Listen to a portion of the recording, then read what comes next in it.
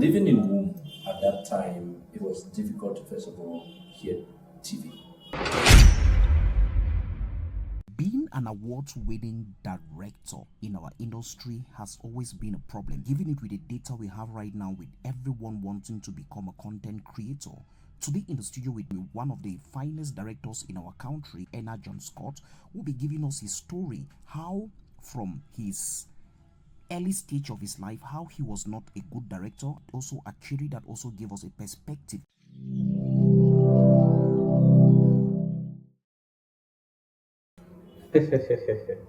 Wow. Once more, you're welcome on this edition of the podcast with Daniel A. Bami here on Value Talks. Today, believe me, you'll be happy because we have in the house a special guest you've been longing for, wishing for, and they are all here. We'll be having it straight, open on the podcast while we drink some coffee. So we are just here to drink some coffee and chat. As you know, I have with me today in the studio Director ENAH JOHNSCOT, who is here to tell us many things. He's an award-winning director. Fisherman's Diary. We hear that kind of a movie. Everyone loves it. You've made us to trend. Thank you so for accepting this invitation today on the podcast. It's a pleasure, Daniel. I'm happy to be here. And the name is ENAH. Okay, yeah, I wanted to correct that. Yes, ENAH JOHNSCOT. Yeah, a lot of people say ENAH JOHNSCOT. Yeah. ENAH is a beautiful name too. Yeah, but it's ENAH. Okay, on my right we have an award-winning actor and also director. Currently the one handling the affairs of the chapter. It's the coordinator of the Douala film community right now, and we are happy having you on the podcast today with your people wanting to see you.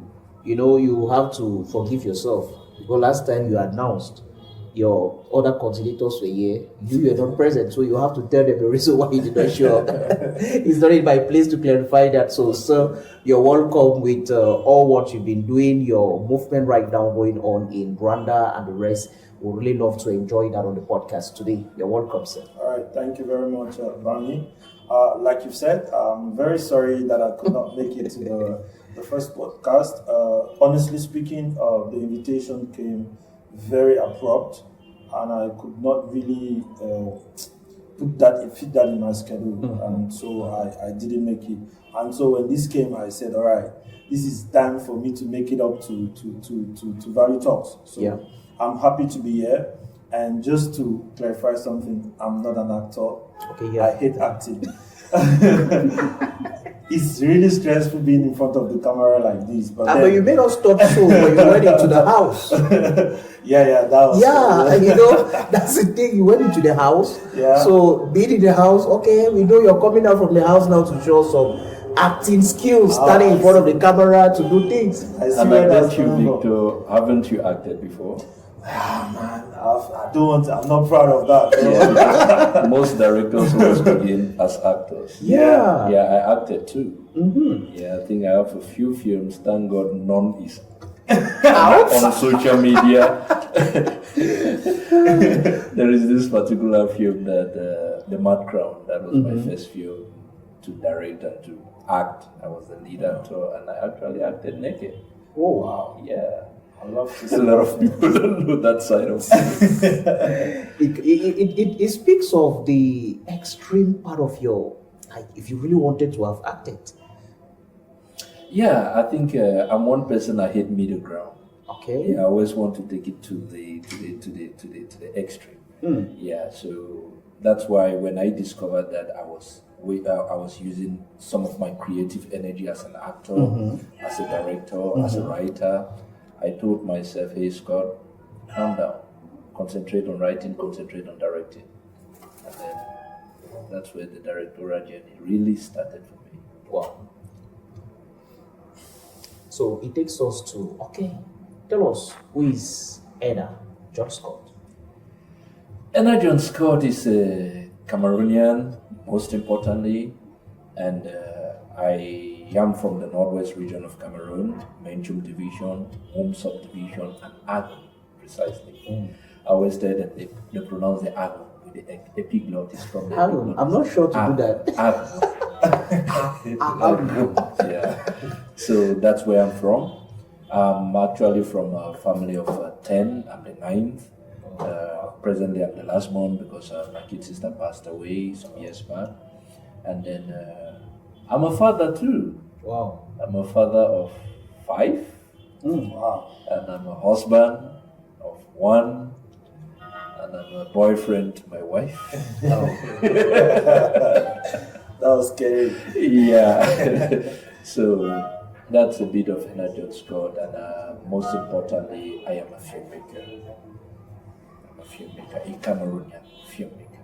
A Cameroonian filmmaker, and you make us proud every year. You make us hear the name, and we see the flag flying somewhere with something we've won. Yeah, it's a privilege. It's standing for us, good one. So it's the Achiri. Oh, okay. So Achiri Victor is basically this guy from Mancon in the northwest, as my elder brother ENAH JOHNSCOT, and presently I live in Douala. Like you mentioned, I'm the president of the Douala Film Community, and I'm the coordinator of the Douala Film Community. Yes, you know that thing had a serious injury. Yeah. So I want to start adjusting that. Yes, try. So saying it here has serious implications, so I have to correct it. So I'm the coordinator of the Douala Film Community. I'm also a family man. I have a son. Yes, and most importantly, I'm so interested in the business of film. So I'm a director, but then the better side of me when it comes to the film business, yeah, that's me. So I started Dafflings, a streaming platform, and I also started my distribution company, DAF Business Group, and Dafflings somehow didn't work, but then I'm focusing away from the streaming service. I'm now focusing on the distribution aspect of it. So I've been able to make a couple of strides. So right now I'm really working on in-flight deals. Well, good enough. We distributed Hidden Dreams to Kenya just recently. So it's currently streaming on Kenya Airways. So hopefully there are more coming. So I'm hoping that while the ENAHs are making us proud with what the amazing work that let somebody, because Abba Gibet cannot do it alone. We need people of this our generation to also dive into that side, because we have a lot of directors coming on. We have a lot of actors coming up, but the business side is lacking. So as early as 2016, when I did my first film as a university student, I felt like, okay, we did this film, we did not sell this film. There was no way for me to get people to watch this film. How do I go about it? It's a short film. So it was really difficult. Lost my money, and then God being so kind, I was hired to direct my first feature film that I'm not proud. I cannot even call the title. Because I don't want anybody to ever watch that film.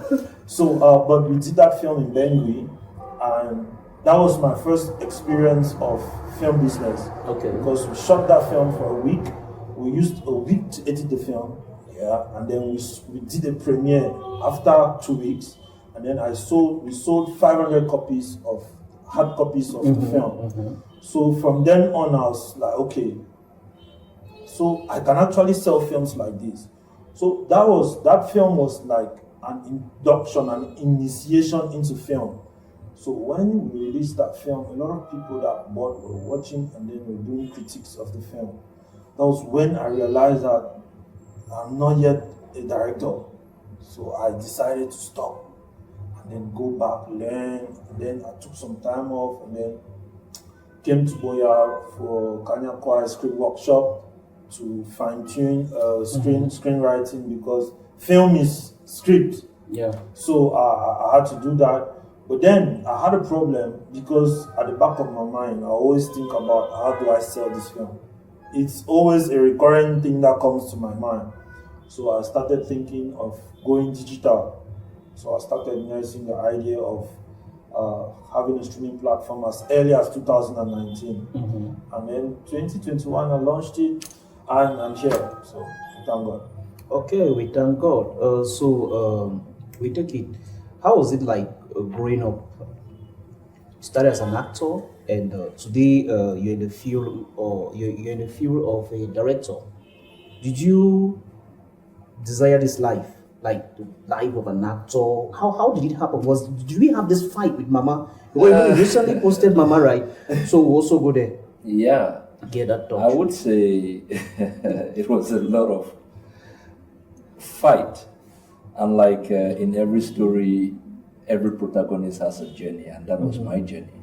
And there is no true journey without obstacles. And the real antagonists were my family and my friends. Oh. Actually, living in womb at that time, it was difficult to first of all hear TV. Yeah, it was. I'm 42 years old now, so it was difficult to see TV, talk less of watch a film. Yeah. But I grew up. I would say I'm an advantaged child. Advantage because my grandmom loved me so much. So my tantrums always carried me to grandma's place for protection. Like when I do those tantrums in front of my brothers and they want to bully me, I rush to grandmom's place, and that's where the beginnings started. Storytelling. Okay. By the fireside. Yeah, it links up. So grandmom always told me a lot. She told me a lot of stories. And then growing up and I think I was in class 7 when I started reading James Hadley Chase. Because my elder brothers had those novels, especially James Hadley Chase. They had almost all the James Hadley Chase that were ever produced. Yeah. So I started reading. Secondary school, my compositions were questioned a lot of times by my English teachers. They would tell me, okay, I did cartouche. So they would call me to rewrite the composition in their presence. Because my language, the language power was a little bit different. Yeah, kind of like too advanced. Yes, for my age. So when I rewrite, they were like, okay. So those were the initial empowering factors for me. And then I gradually got involved in school drama, but that was in high school. But I didn't really pay a lot of attention because I was timid. Okay. Yeah, I was really. It's filmmaking that brought out some sort of made me to be an extrovert. So when I went to the university, SWAP, I met a friend whom I schooled with in Moom. He was damn too carried away by film business, by filmmaking. G. Anthony Gomes. Yeah. Yes. So Anthony was in the University of Yaoundé 1. Anthony will come when I meet him, when I come to town, he will like, boy, we had a rehearsals today with Mr. Dengue Henry Claude, and it was so I was like, bro, this film thing, let me go watch you guys. So one day I had the advantage to read Anthony's script. I was like, this story is weak. Anthony was like, Master, shut them up. Like you don't know nothing about it. No, she don't quiet. I was like, don't bother, I'll write a story and bring to you. He was marveled when I brought the script to him. We took the script and went to Mr. Dengue Henry. I don't know where that brilliant elder man is right now. So Mr. Dengue Henry, when he read the script, he himself, he was marveled. He was like, no, but the script is good. Unfortunately, we cannot produce it because it entails a lot. I wrote it with the mindset of James Hadley Chase. Oh, yeah. A lot of props were needed, I think. An helicopter was even needed, something like that. Yeah, so I think that year was my last year at the university. I wrote another script titled The Game of Aces. And then after my degree program, I traveled down to Limbe, where I met a friend. His name is Gala. Okay. Yeah, so I told Gala, I showed Gala the script. Gala read it. Gala was like, whoa. Let's make a movie. I was like, okay, let's make a movie. Sincerely, I didn't know what it took, what it entailed to make a movie. I was like, okay. So Gala told me to make a movie, we have to call for rehearsals, not even audition. He said rehearsals. So we went to one cyber cafe. We printed flyers and we pasted around town by 4 Limbe. And then the day for rehearsals came. I was living with a friend, Paul, who's now a big businessman in Douala.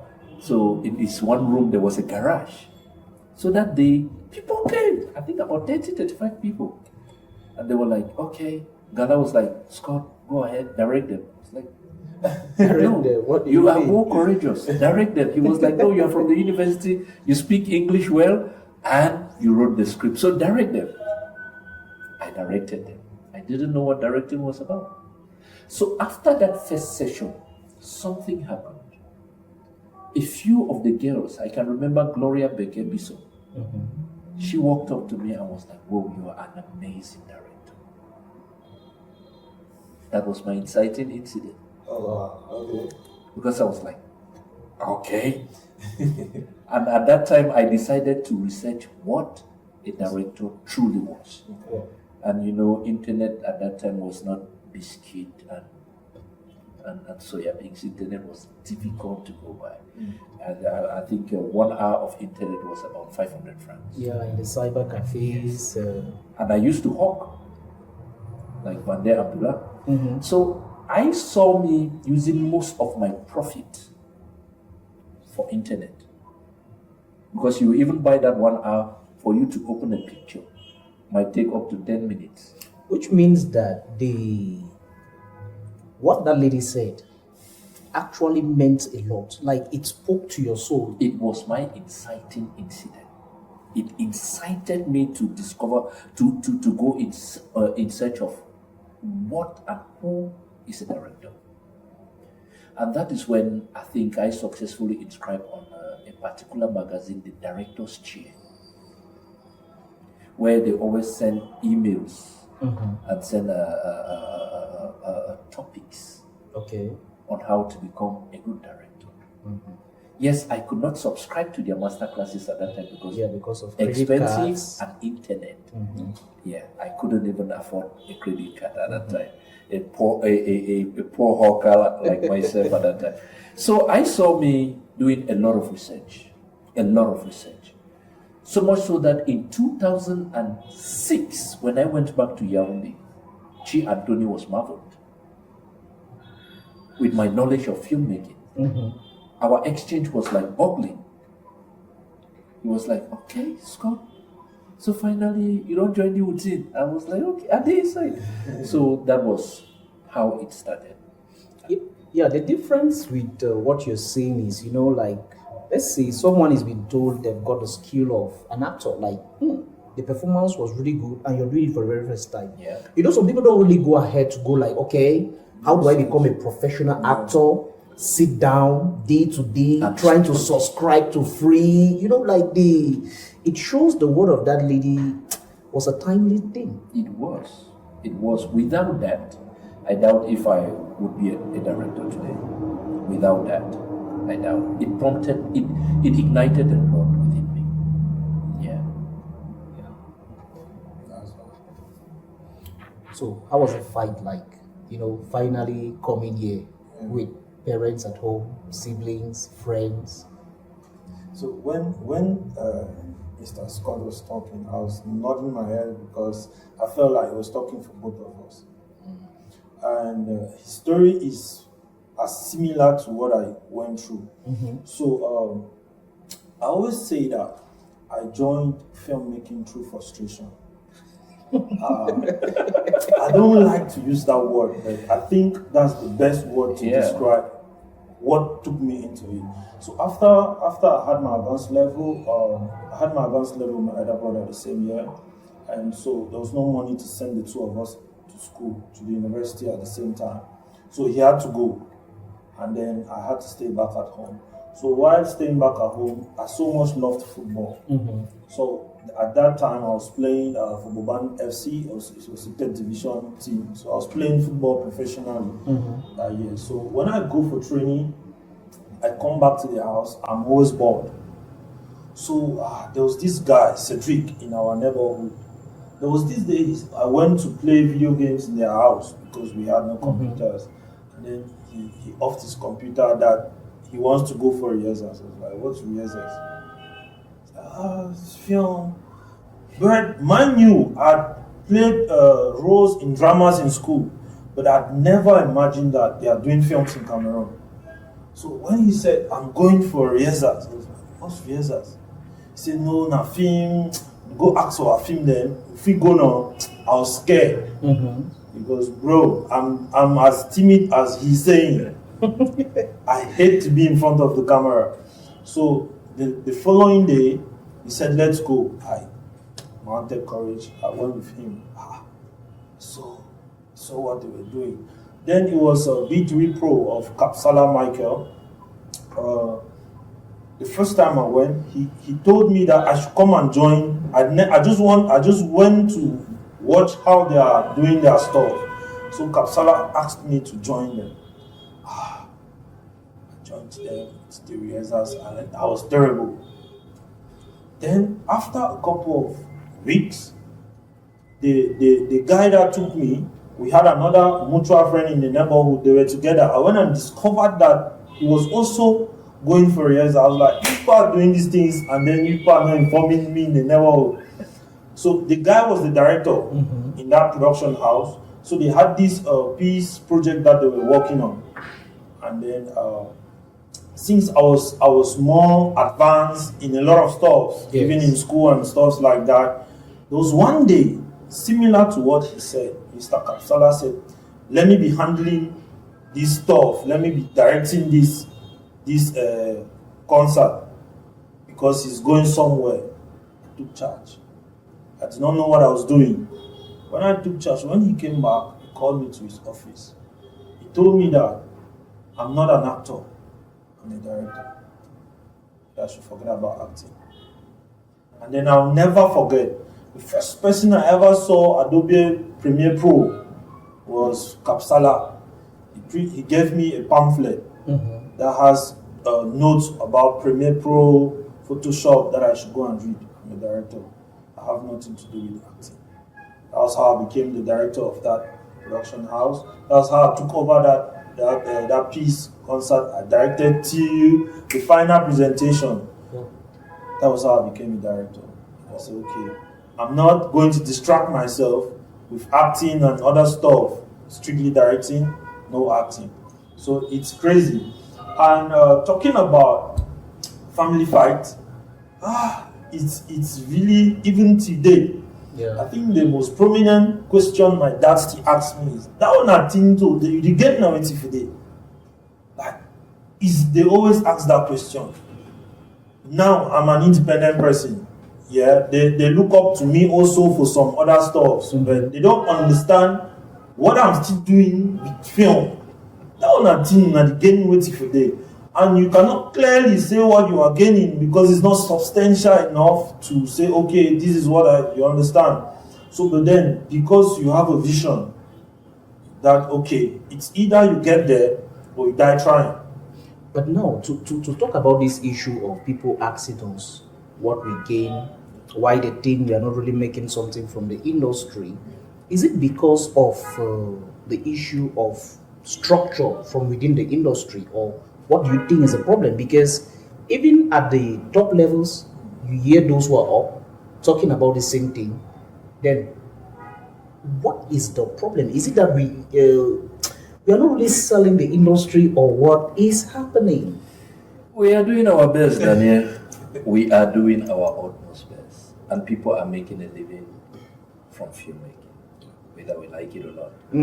Yeah, I am a civil servant. That, trust me, most of my income comes from filmmaking. Yeah. The truth is, we understand that we also need platforms, distribution platforms. And I think that is where we are a little bit lagging in Cameroon, because the average Cameroonian doesn't get to watch our film. Now, is that the job of a filmmaker? That's a debate, because that's the job of a businessman. Yeah, because the businessman has to see an opportunity and then takes advantage of it. Yeah, like I would tell you, cinemas in Nigeria are not owned by the government. I doubt. It is possible for government to own, but most of them are not owned by the government. And distribution networks, you have Netflix, that is not governmental. Its distribution network is not a government. Those are initiatives of business people, and that is the only thing we are lacking now in Cameroon.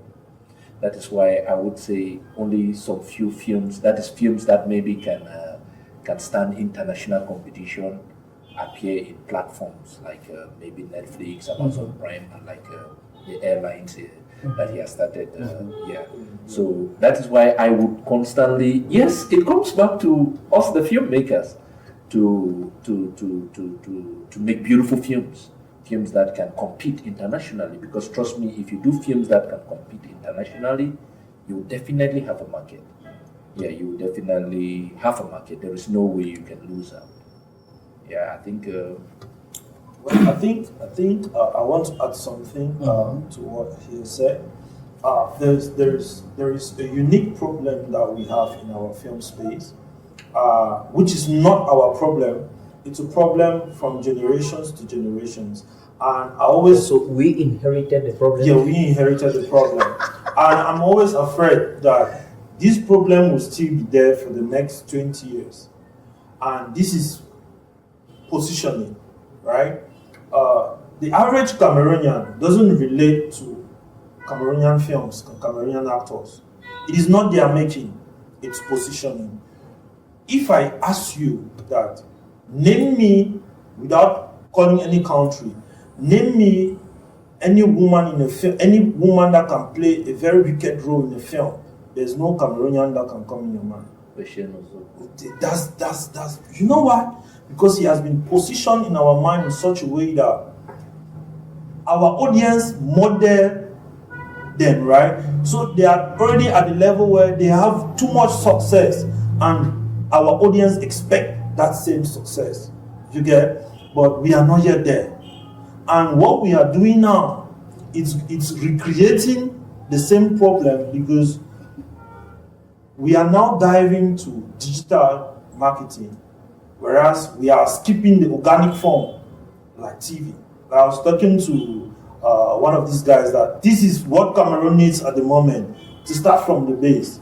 Because mind you, a child in secondary school knows Zubi Michael more than maybe a Pule Jeffrey. Because of TV, because of African magic. It is not because they have access to internet.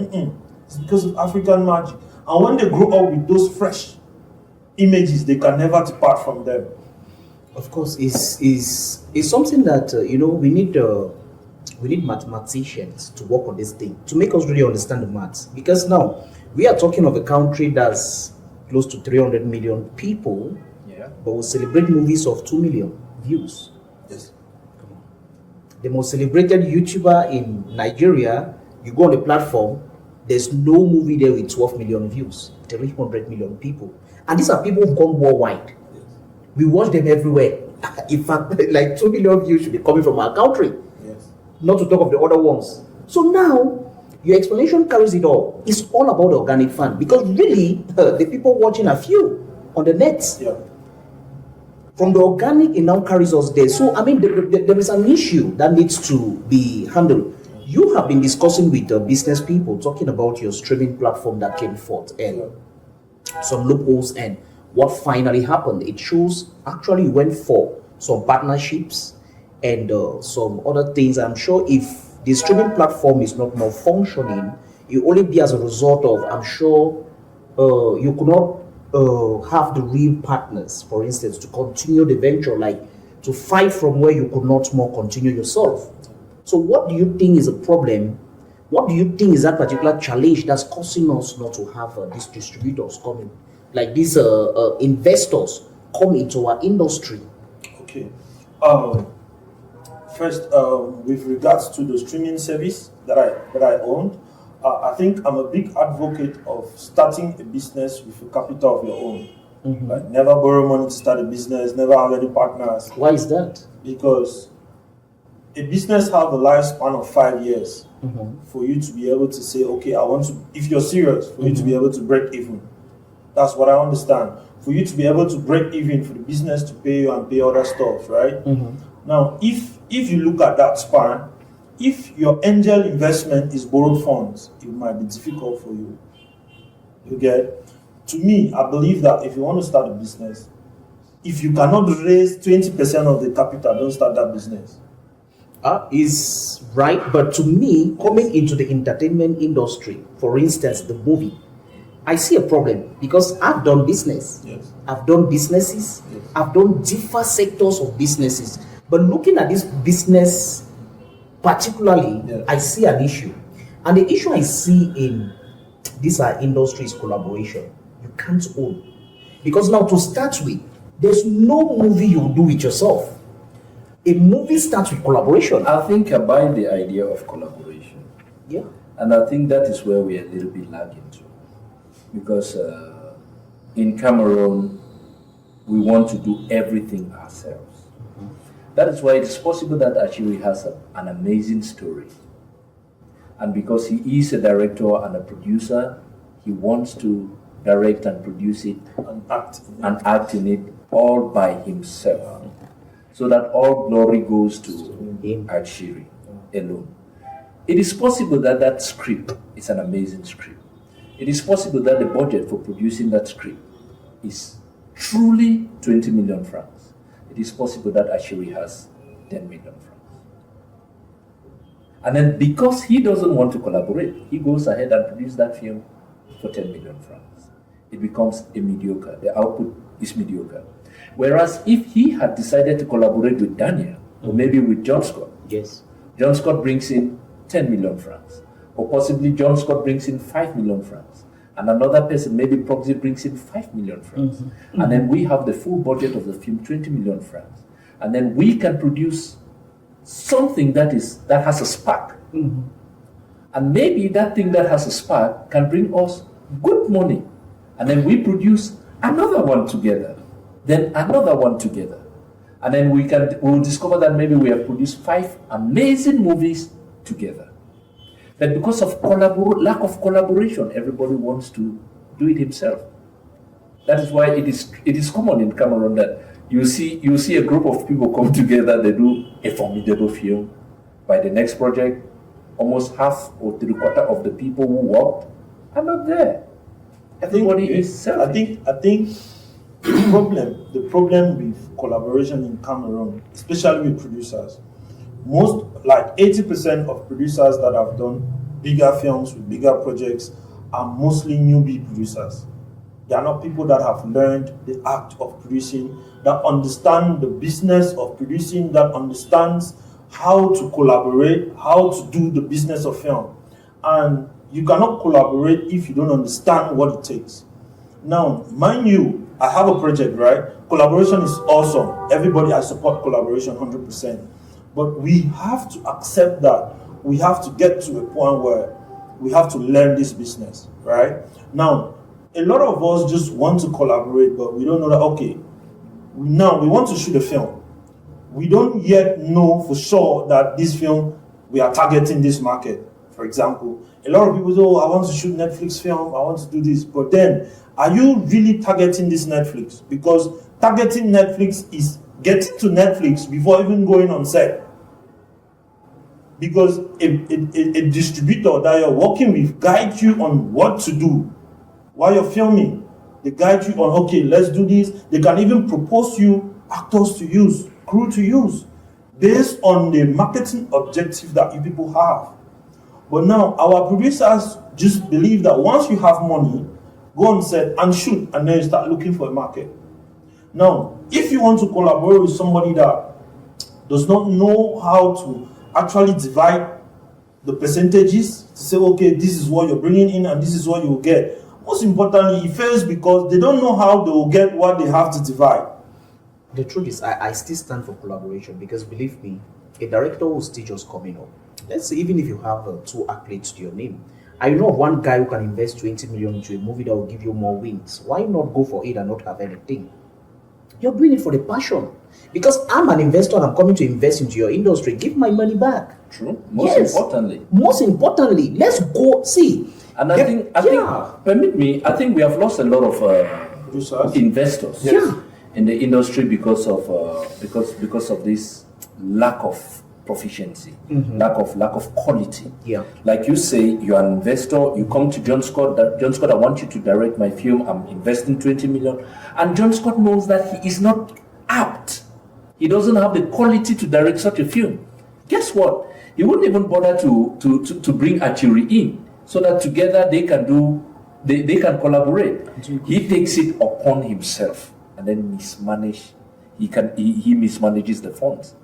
And once that guy goes off, trust me, he will kill at least 5 more potential investors who are supposed to have come in. Yeah. So I think collaboration is very, very, very important, whether we like it or not. I want to give, we are in the age of social media, where we have YouTube gradually giving relevance and hope to a lot of Cameroonian filmmakers. I always tell these little ones this. You are coming up, you want to be a director, right? He wants to be an actor. She wants to be an actress. The other one wants to be a camera person. Why can't all of you come together, synergize, that is, in synergy, bring in the different aspects you are good at, and start creating content? Maybe you guys decide you guys have a small contract. When the benefits begin to come, okay, this is it. It is a process. It might not happen this year. It might not happen next year. It might happen after 4 years. But the moment you guys are true to each other, you will grow and you become very, very a formidable force. You understand? But what I've learned from most of us Cameroonian filmmakers is we want to skip the process. Nobody is ready to sacrifice. I'm not ready to come and do a content with you and then go back and cry and be hungry at home. You are not ready. He is not ready. But you have what it takes. He has what it takes. So if we don't do it, who does it? Nobody. Who does it? I mean, there's an issue to that. Like, I see it from the standpoint of a businessman, because I was in the industry for passion, and later on we had to focus on money some more. We went, worked, and actually came back again into the industry. And not for fun. This time around, we come with the eyes of someone who was actually there, moving from one place to the next for rehearsals. And today we are not moving. So what do we do now to actually encourage other investors to invest? See, to me, I always say, no, like the example our big brother has given is just clear. I love the aspect of the contract. Why not talk about this? Let's check off any big kind of investment out there. The startups, these whites we celebrate. It's always about these guys came together and there was an agreement at the basics. Because now, I can't give it my all if I don't even know what I'll gain. I think contract, most importantly. Any filmmaker, any creator, any content creator, if you are collaborating is a good thing. But make sure you have a contract. Have it written and signed. If possible, stamped. Because truth is, Achiri might have good intentions to work with JOHNSCOT, but I have a dubious mind. I know that when Achiri comes, because I put in 15,000 or 15 million in this project, I will dribble him or I will bully him off. It has happened to a lot of filmmakers because of lack of contract. I think I'm talking from a point. I've experienced that firsthand. Yeah, because I've directed films where for pro bono. Okay. Yes, and then there was no contract. That if this film makes money, okay, JOHNSCOT, we are going home with this. So at the end, because there was no contract, I discovered, okay, my energy. Yes, I want to come in there. He has just said something. He directed a film for pro bono, hoping that if that film actually has a success, he'll get something, right? And then maybe, just maybe, the film eventually has success, and then you are not given anything. Now, this boils down to what I'm saying. Collaboration is beautiful, but before collaboration, we should have a clear roadmap of where we are heading to. Yes, you understand? And I want to support investors to collaborate, yes. But if you have 50 million, I have 50 million, he has 50 million, let's do a good film. Of course, ENAH JOHNSCOT will give us a film, will give us a perfect film. But now we have the film. Where are we heading to with the film? To me, right? Let's figure out where we can go to. Then we come and sit down, okay, this is what we are targeting. Can we get there? Yes, okay, now bring this 50 million. How can we use this 50 million? With the network that we've understood that if we do this, we can get there. How can we use this 50 million to get there? I think that still comes down to collaboration. Because take, for instance, he is an amazing producer. I am an amazing director. Yes. Let's say, of course, not assumption, you are an amazing distributor. Yeah. Okay, what's the function of a distributor? He goes out there. He kind of like looks for platforms. Okay, because you are a distributor, you know that very well. Okay, Netflix can come in. So you contact Netflix, or maybe you contact an aggregator. Yeah. Because it is possible that you don't get to Netflix, but you get to an aggregator who has been dealing with Netflix, and that aggregator tells you, okay, just try for your film to have commercial value. Yeah. He tells you, do this, take this actor, use this kind of actor, use this kind of film. Okay, yeah. It's because of collaboration. Because we collaborated with an amazing distributor, then we have good results now. Yeah. It still boils down to collaboration. It's just like talking of a business plan, for instance. When you're putting one down, you consider all the ingredients. Yeah. The ingredients are considered. Okay, I look at the movie industry as a football team. You know, I just own Manchester. Yeah. And Manchester. I want you to beat City or United. You understand? So now, that is the game to me. And what am I supposed to do? Buy the good players who can actually come into my team, complement it, make it good. If I can produce all the movies in this country here and eat all the money, good to me and my team. Let's do competition in the industry and stop sugarcoating. Collaboration should be done on the basics of money. Investors will only come in if we tell them we'll put money in their pockets. Because here we are talking of million. Get the amount of money. Million. Not every other person sleeps with millions in their house or have it in the bank. Yeah. How do we encourage investors to come in? Encouraging investors is actually telling them that we will give them their money back, and actually there will be a 10% and the rest. I mean, let's make them know the movie industry can actually make money. That's where you come in now. Yeah. You're a distributor, your network of distribution. You actually come, okay, you go on our platform and you see a particular movie, you're like, nah, this thing is whack. Why not you contact them? Because you are a distributor, and the only way you say and make money is if we give you our product. So why go to the fee and waste 1 month doing a work project when you, because of your network of conversation in the distribution domain, have got ideas to give us to help improve our project? Or why not even visit the set? We need this level of collaboration from within the industry. That's why I said you must not make it out of that particular project. The project is still to come. Let's look at it like, okay, let's collaborate. People should make money. If we don't make the money, if we don't encourage the younger ones to understand that this game is about making, because that's why I said, why is it that even at the top we hear people talking about Cameroonians as people are actually making money, but there's a problem that's making us to think, okay, all the movies are just being done for free and people just move around. I think that's like you mentioned, that's a problem, and it's a mindset problem.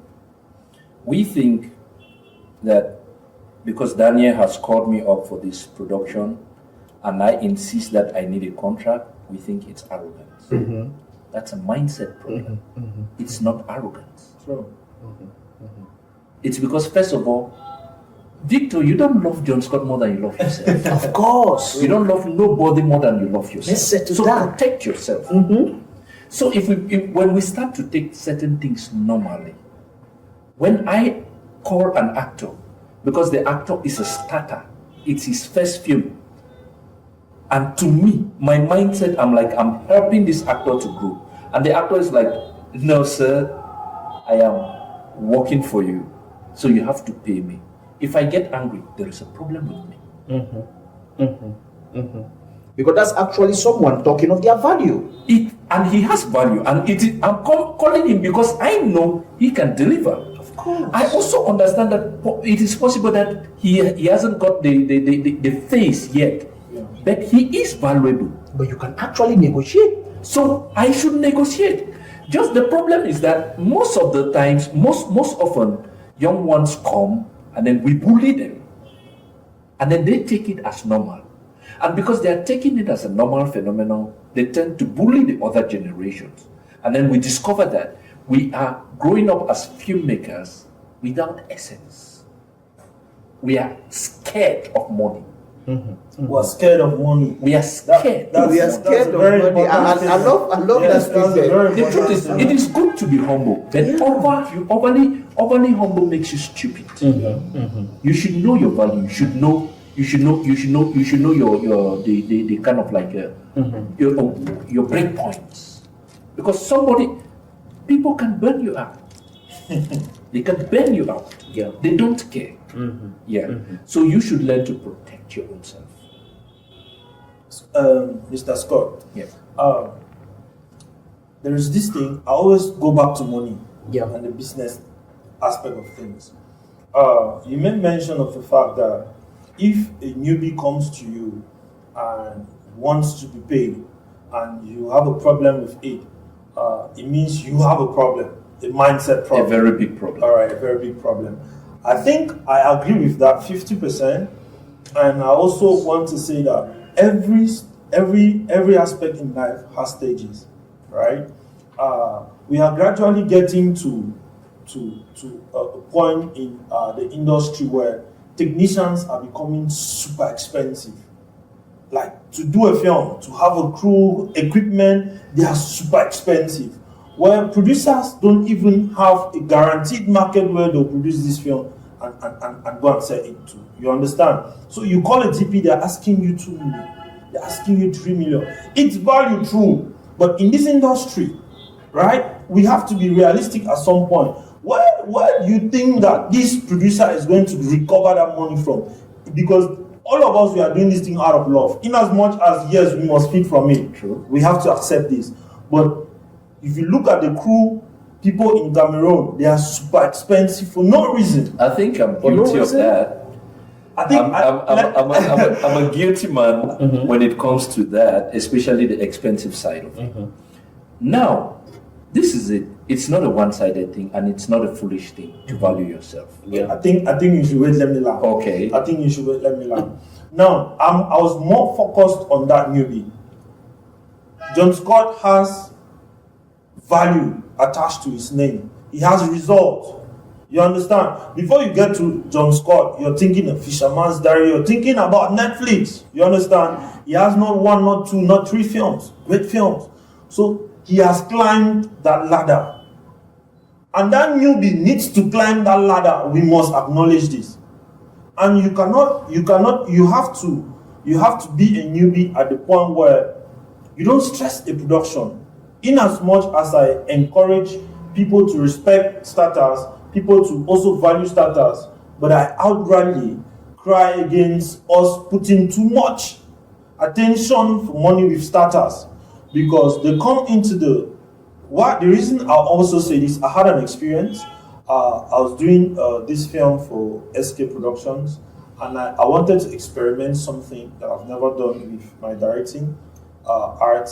I wanted to get actors that have never acted before. They've never done anything film. I just wanted to, if I spot you, I think you can. I wanted to get them. So like 4 of them said, "Oh, I cannot go less than 200K." I said, "Okay." Now I'm not going to say that I wanted to help you people. No, I came to you people because yes, I saw value, but this value must be backed by something. Of course, it must be backed by something. If I'm calling Stephanie Tum now, right? Me personally, I think I should have $1 million to say that, Tum, please come and help me do this thing for me, because she has value to back that up. If I'm calling ENAH JOHNSCOT, he has that value to back that up. You don't expect me to go and call a girl that just came to Boya year 1 and then is rehearsing with some, and then she says that you need to pay me 100K. She's not serious. No, I understand. That's not what I was saying. Okay. I wasn't saying you should pay starters Okay. away from their value. No. I was saying we should learn, Yeah. first of all, to value them. If a starter comes, and I know because you're a starter, yes, I can, at the end of the day, I can give you 10K. Yeah. Sometimes, depending on the production, 5K. Depending on production, 20. Depending on what he has given me, 30, 50. Yeah. I will tell you, there is. I'm just from set. I think 3 months back, I directed a French film, Malgré Tout. Entire cast was French. The lead actor was gotten from the auditions.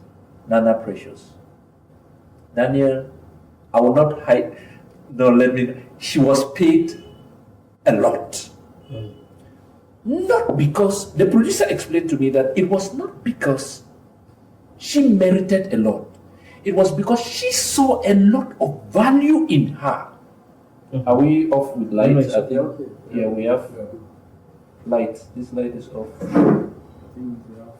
I will pick it up. It's getting hot too.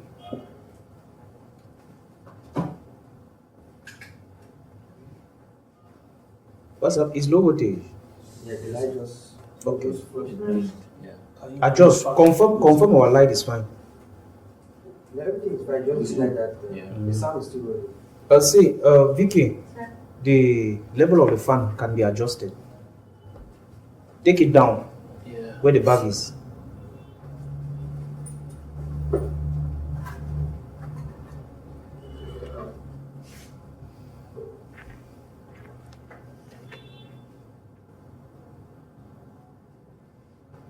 It's too much. Put it. Make it soft. Won't it disturb our sound? No, the thing can be soft. Where's your remote? Or you off it. It's still Me off Things like that. Me off them. No, off it. It's Yeah, okay. me off them. The noise is We there. can manage it. No, We can manage Off it, off it. It's going to disturb the It's sound. disturbing. Okay. Tell us to go. It's good. Yes, sir. All right. Okay. Oh, it's fine. Okay. Okay, let's pick up. So the lead actor was gotten from an audition, and because her value, her engagement, because we did audition for those, I think 3 auditions. We did the first one, she was brilliant. I think 10 of them were. The second one, 3 of them were. The third one, she emerged the best. So the producer told me, Scott, I will give this girl something that would definitely encourage her, because I see the kind of talent. She has never been a secondary actor in any film.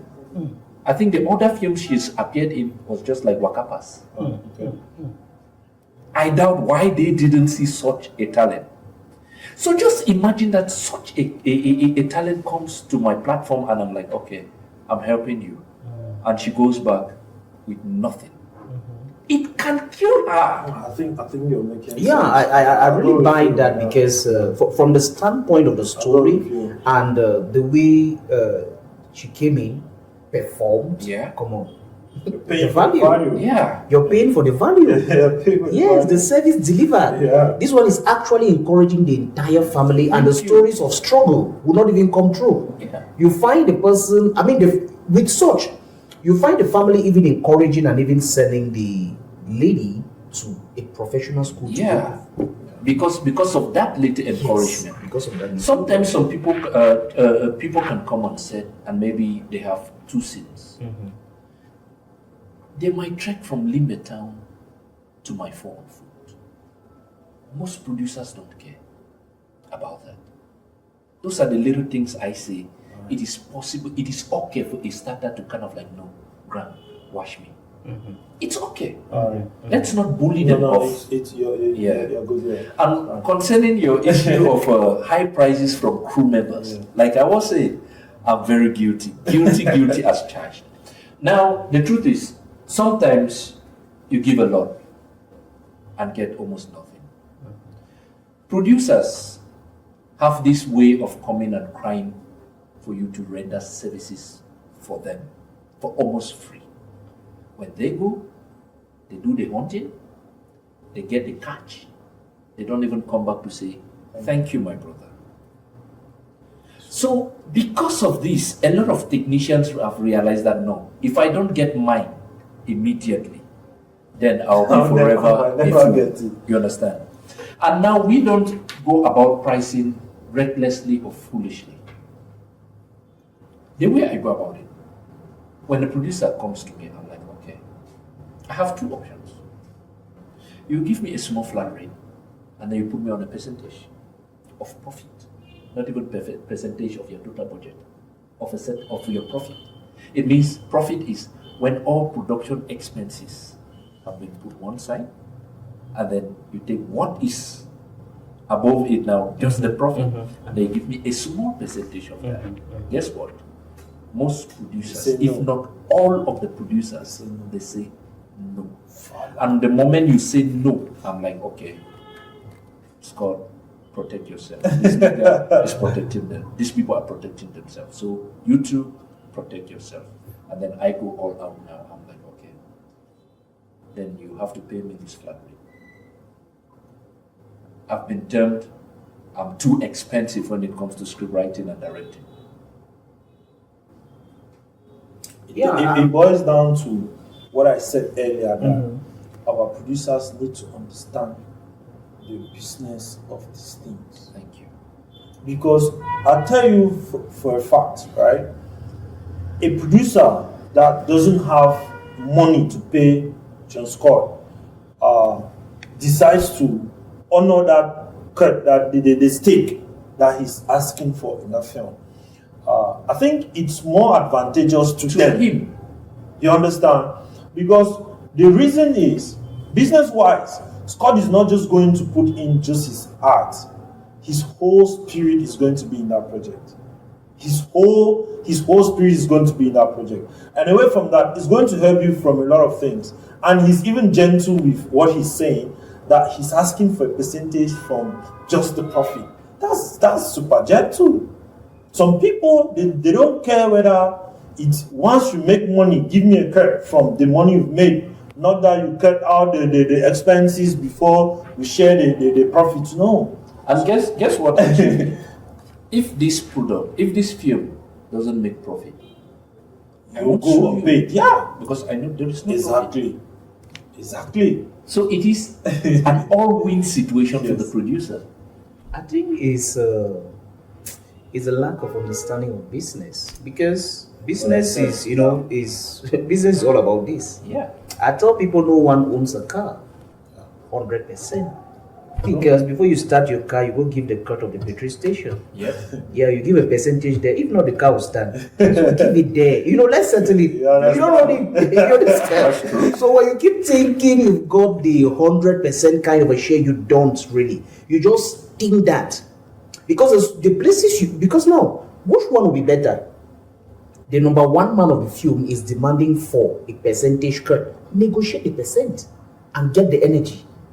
Or you invest and better prefer to work with this producer 1, 2, 3, 4 times for better projects. I think this collaboration issue is an issue in the country. Yeah, it is. Yes, we have it, and at all levels, at all levels, because when I go on set, for instance, I really look at these starters and like, what are you really bargaining for? What are the negotiations you're making? Because if you can come on a set without talking with the director, the production manager, no conversation, you just come on set, go back home, no agreeable terms, no conversation, not trying to secure yourself for the next project even, you just come, perform and go. You see why at times that value in turn for the starters will not be seen, because you came without understanding, okay, my job top fine. So next production, if you take me, say, okay, I was the one running around taking water or even helping the GOP. You don't even ask questions. You don't ask questions. Because I'm always like, it baffles me when an actor comes on set and doesn't even bother to have an exchange with the director. Yeah. Not even on set, let's take audition ground. When somebody comes on an audition ground and they say, okay, you have to deliver these lines. And they just come and deliver. Boom, boom, boom. I'm like, wait, what are you delivering? You have not even asked of the backstory. Yeah. Where's my character coming from? Where is his state, his emotional state? Where is that? you have the freedom to ask all of those questions. An opportunity to talk. And the truth is, the few of them who ask those questions, they are easily, So they easily get in. yes. Yeah. And the directors easily, I mark them. Mm-hmm. They're like, okay, this guy could be intelligent. This guy is intelligent. He knows what he's doing. He knows what he's doing. And then you want to work with that guy. Yes. Yes. Very So important. it's a collaboration. It's a collaborational thing. I mean, we need it in the industry. We need to see it at all levels. Like, how do we collaborate? How do we make it easier? How do we do to? I mean, because if we don't do this, Achiri, projects will not come home. Because investing the millions we invest into projects, you go invest 20 million to come see and wait for the profit. Why not spend just 5?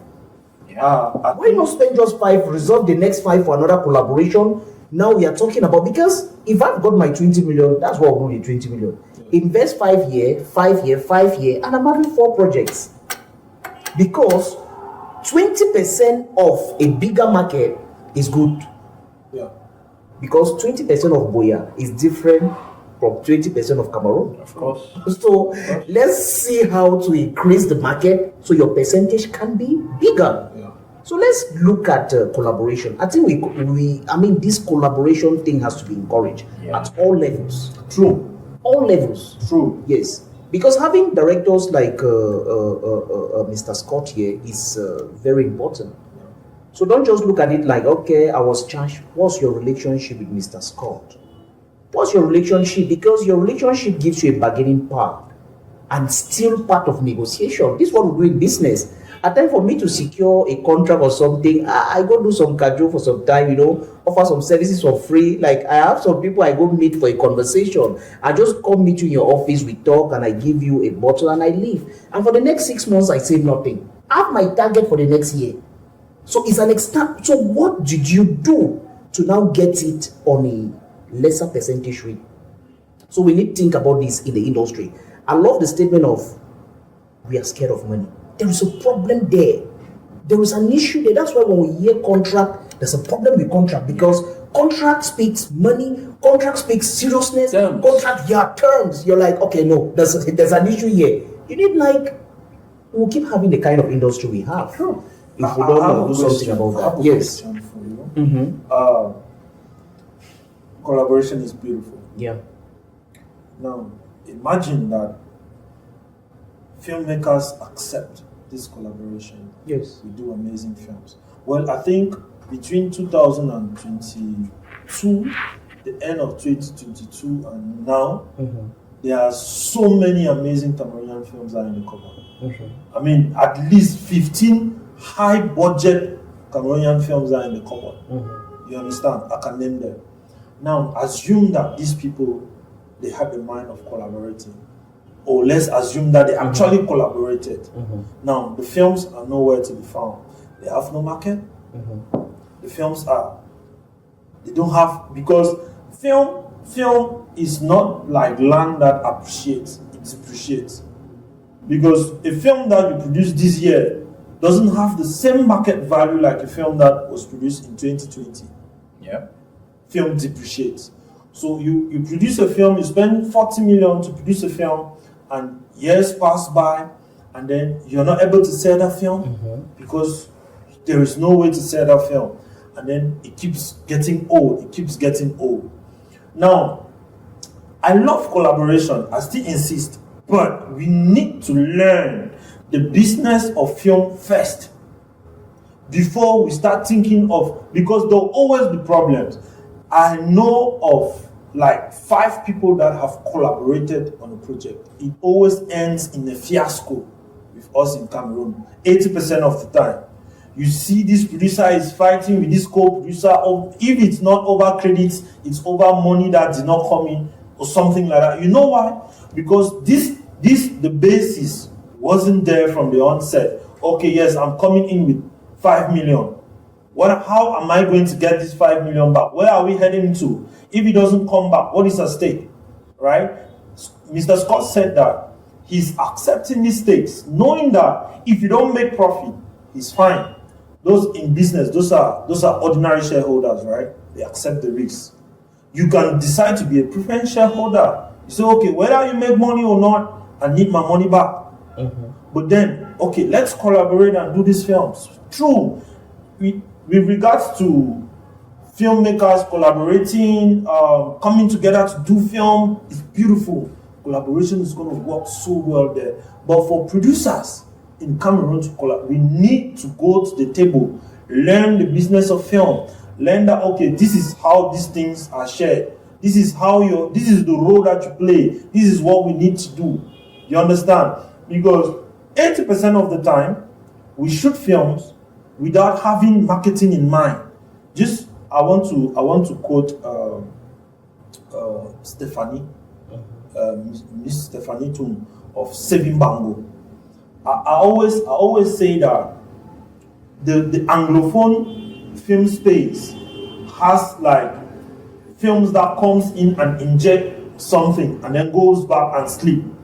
Like if you look from the time of Nina's Diary, that gave us the sense of going to festivals. Okay, our films can actually go to festivals. We can actually compete within Africa. Nina's Diary gave us that vibe. I was say, oh wow. And then we moved on to the next film that came and tried to inject something again is Saving Bango. Saving Bango came with the vibe of, okay, we can actually do marketing this way. They can actually be glam and business. You understand? Stephanie Toom came with a lot of different idea when it comes to doing a film premiere, marketing a film, pushing a film. She came with that, injected something. The next film that came with something is Fisherman's Diary. Kudos to my brother that went on Netflix, injected something in us. Suddenly everybody wants to shoot a Netflix film. Because why? Fisherman's Diary got that success. So everybody, boom, we all wanted film, right? Now we are moving from, I'm actually telling you this is what I analyze when I'm trying to understand some certain things, right? Now, when we move from stage to stage like that, if you want to see the next film that actually say that has injected another stuff in us now is The Planter's Plantation. Because it's now breaking boundaries that no other Anglophone film has been able to break. You get? Now, if you look at all of these stages, you'll see that if our producers actually say that, okay, let's go down to the base. Stephanie Toom, I always like to quote Stephanie Toom because what she did was so organic to the point where she did not depend on the big stuff to pull what she pulled. She pulled such an amazing initiative with us Cameroonians, and everybody bought it. Premieres after, yes, there have been premieres, but Saving Bango gave something to the industry. You get? Now, if we have producers that don't understand the business of film, they will always do films. At the end of the day, you hear they are fighting, or the films are in the cupboard because why? They did not anticipate. If you're shooting a film, if your budget is 10 million, the post-production budget should be 10 million. Your marketing budget should be included in that 10 million. It should probably be 8 million for the film. Don't shoot a film when you're not even anticipating for marketing. If you have 10 million to shoot a film, and you know that this 10 million can only take me pre-production, production, and maybe post, and then I'll start struggling with marketing, don't shoot. Don't shoot. I think it's a good one. Like I always look at the industry like a football team.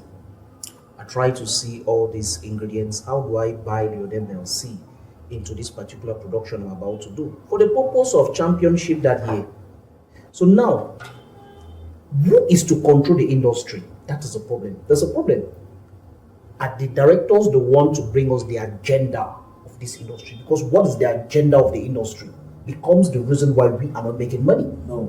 What is the agenda? A director, you don't put I'm asking a question.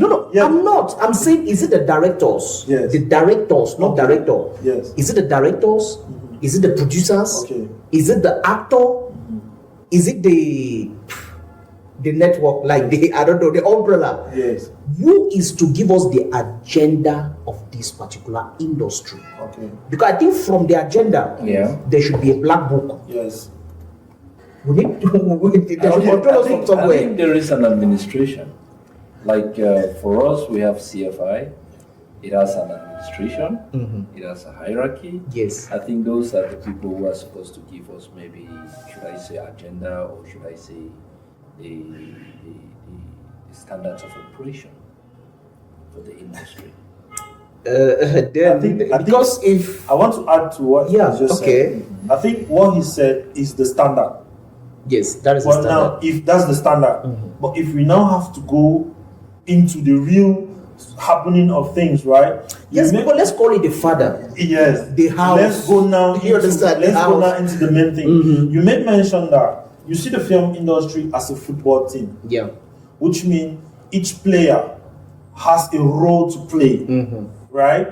Now, if this industry has to move forward, every player has to understand what they have to do.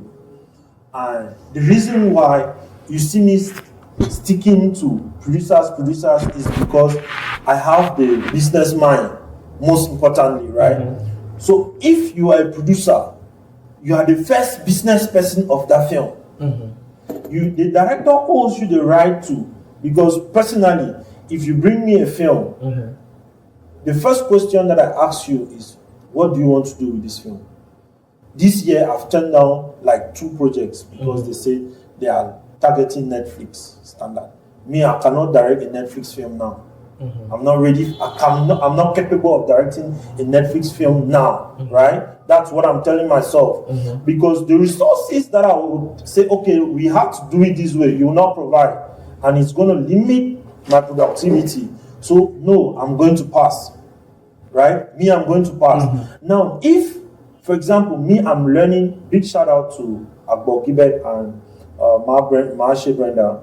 They are trying their utmost best with regards to the business side of film for our film industry.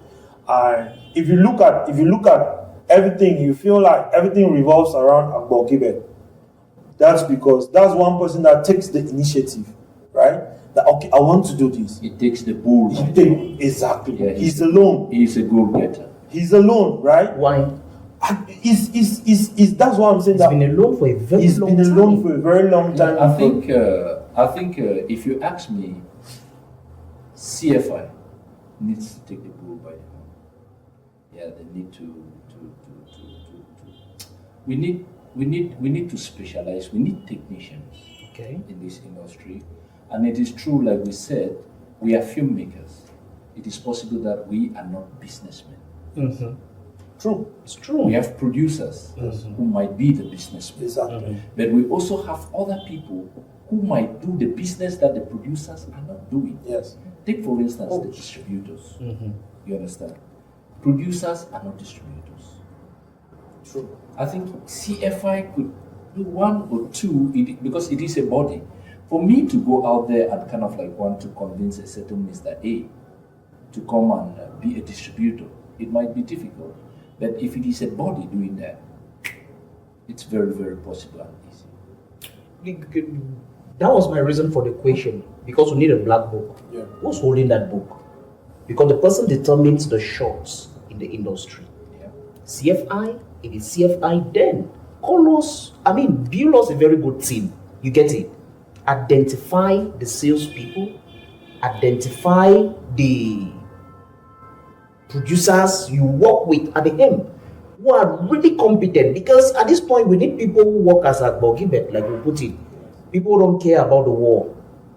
Break the thing and pass because of the success. Yes. So because the glory goes back to the body. Yeah. CFI. So what kind of team are we building there? Because if the black book is with CFI, determine us the agenda of the year. Let's see the salespeople we are putting forth, which market is now promising for Cameroon, and who are the directors or producers we are focusing on.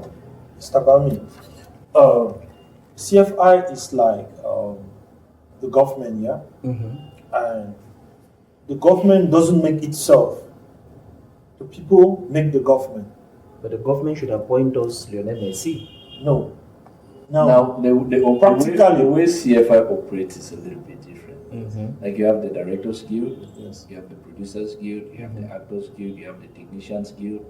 These people, they elect their representatives, and these representatives form the board, right? Yes. Yeah, they go to the board and become the board, and those are the people who are making the decision. So at the tail end, everybody is the decision maker. That's where I was driving at. Now, Akbo Gibet didn't need CFI to be this pushful. I don't need CFI to want to sell films. That's why my question is at three angles. No. Is it CFI? Is it the Producers Guild or the directors? CFI. But let's think and bring a solution from the standpoint of who can determine the shots in the industry. For instance, let's say, okay, let's put it on producers. They bring in the money. They invest the money from wherever they have collected the money from. The money comes from the producers. Okay, this guy actually invested. What does this guy want? Let's please the guy that has money. So if the guy they want to call the shots so as to bring, because now let's say I may invest because I want somewhere to go. If we allow the producers to call the shot, No, not violating the rights of these other people. Okay. Here we are talking about making money. You understand? For instance, let's put money in their pocket. So they'll pour more money so as to produce more. I mean, like for a reason, because if everyone keeps having this share of the power without a particular place where we can stand and say, okay, Achiri is really disturbing. It shows we'll blacklist Achiri for the next 3 years. Will not make some people happy for us to have I think this that industry. that is for the board. That part Yes. to the board. It is just it is the same like we they vote parliamentarians, right? Yes. We can vote our parliamentarians. They decide to work for or against us. But the power belongs to the board. The CFI board. Yes. I think they are there to come up with the rules and the regulations of how the industry should. Yes. I think they should own the black book and if Yes. possible the white book. The white book, the red book. Yeah, That's it's possible. I think Yes. they have the power to kind of like determine certain things in the industry, like possibilities where in the case of a fight between two directors or maybe a director actor Yes. or producer director producer Yes. actor, yeah, Yes. all of those things. I think all of those things are in the production. Is it the production code? Something like that. Yeah. Well, Production code. there's You know, I'm just talking about order. I don't want us to make money in a form of disorder, you understand? That's why we keep seeing things emerging here and there and everyone trying to fight, and there is no basics of collaborations and the rest, because now there may be a particular collaboration that carries us to the board and we are like, okay, now this thing has already happened, or we are trying to venture into this particular stuff. Can you please give us your guide? So an endorsement actually came from the board because we went there, not as if it's their work. I'm trying to say there's need for order because we need collaboration, Mr. Achiri. there's order. There is order. The CFI is structured according to guilds, like he has said, right? Of course, we have you the know. marketers guild. We have all these other guilds. But who are the people that gives these guilds power? It's CFI. No, not the CFI. The participants in the film industry. The different members. The different people. If you are an Okay, actor, because of the election. identify. No. Let me learn. Okay, Let me learn. Yes. The Actors Guild is powerless if it doesn't have enough members to organize and fight, right? The CFI, we need, in as much as we expect a lot from the CFI, we need to encourage people to be able to register, to become CFI members, to give CFI the power that it needs to be able to fight for them the way you're saying. In reference to how many In years? reference to... No, because now this is my question to you. Yes. You've talked about something. You're talking about registration Yes. being the grounds on which a CFI can gain more powers for us to be able to. Yes. Now, let's assume CFI. How many members are we talking about that will grant CFI the power? And when you're registered as a member of CFI, how is it advantageous to you that you are registered, and what's the disadvantage to the other person who's not registered? I don't want to go into that. I will not go into that. But it's something we said. But we are looking at the possibility. You mentioned that there must be a black book, right? Like, let's It's not like a must. I'm saying excuse not a me, black book. coordinate? Who's coordinating? That's we need where a hidden I am. agenda Yes. of the coordination. That's where I am. Yes. So I don't want to go into the intricacies of why gaining what from what. What I'm saying is that if, for example, let me use Passion TV, right? Yes. What makes Passion TV? It is viewers, right? Yes. Without the viewers, you are nothing. Without the viewers, Passion TV is nothing. But now, away from the viewers, there are the technicians that are in Passion TV that makes things happen here. But the people that drive the enzyme of the TV are those viewers. The enzyme of CFI is not the board, are those members. We have the Marketers Guild. It has just 4 members. That's to tell you that we don't even have the business mind, because people are not coming towards the business side of film. If you see a lot, you see the Actors Guild has hundreds of actors, the Producers Guild hundreds of producers, Directors Guild hundreds of directors. But when you come to the Marketers Guild, nobody's interested. Now it now takes me to, they don't understand the basics, they don't go to learn the business, and so they shy away from that business collaboration. Producers feel like, okay, I can do it alone. I can shoot my film, I go and sell, I fuck the director, I don't care whether he work pro bono or not. I enjoy my money by myself. They don't care about collaboration. That's why you see the business side of our industry is stagnant. Now, if CFI now says, okay, if you do a film, okay, we have these producers that, or we have this team that is responsible to market this film, it will be difficult to go by that manual to say that let CFI take charge of. CFI can have the power through the numbers that he has with the members that have registered to lobby for opportunities for the industry, not for individuals. If we have like 1 million active CFI members, CFI goes to, let me say CFI goes to maybe the US Embassy to lobby for something. You say, these are active members. Let's call for a rally. 1 million Cameroonian filmmakers pull up. They tell the US Embassy that this is the objective, this is how we want you to support these filmmakers. It will be easy. But without that approach, CFI cannot help everybody individually. 1 million Cameroonians. 1 million Cameroonians. It's an example. Dear viewers, we'll be going on a short break, and when we are back, we'll be talking about fatherhood. We'll be talking about reason why people actually shy away from business. You know, our guest here, Mr. Scott, is a father, a husband. You know, the last award we attended with Kamif, he actually talked about a wife. There's a statement he made there which we'll need some more elaboration pertaining to that. So see you when we come back on this particular break. Okay, welcome back. We are here on this podcast, and we've been drinking some coffee. This one of today is kind of different. We've been taking some coffee, and it's been a very good chat. I'm sure you're enjoying yourself out there with a conversation with our big brother in the industry, ENAH JOHNSCOT, and the coordinator of the Douala film community, Achiri Victor.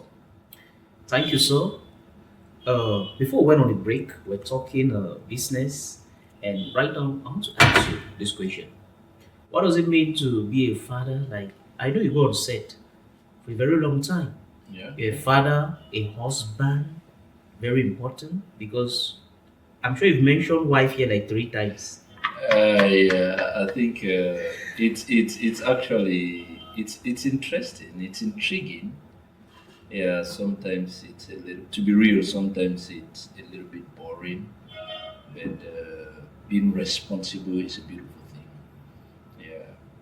Sometimes when you feel it's boring and you want to maybe take some steps away, the moment you are taking the second step, you are discovering, hey, I'm missing a lot. So it's an intriguing feeling. But definitely, if you ask my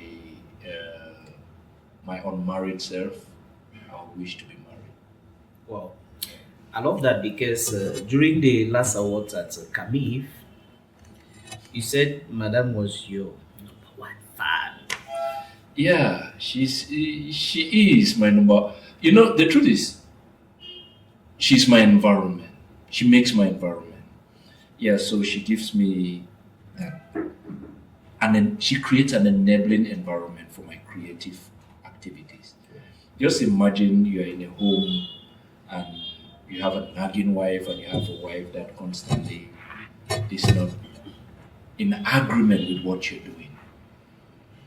You will not be as good as you are. There is no way you can operate in peace.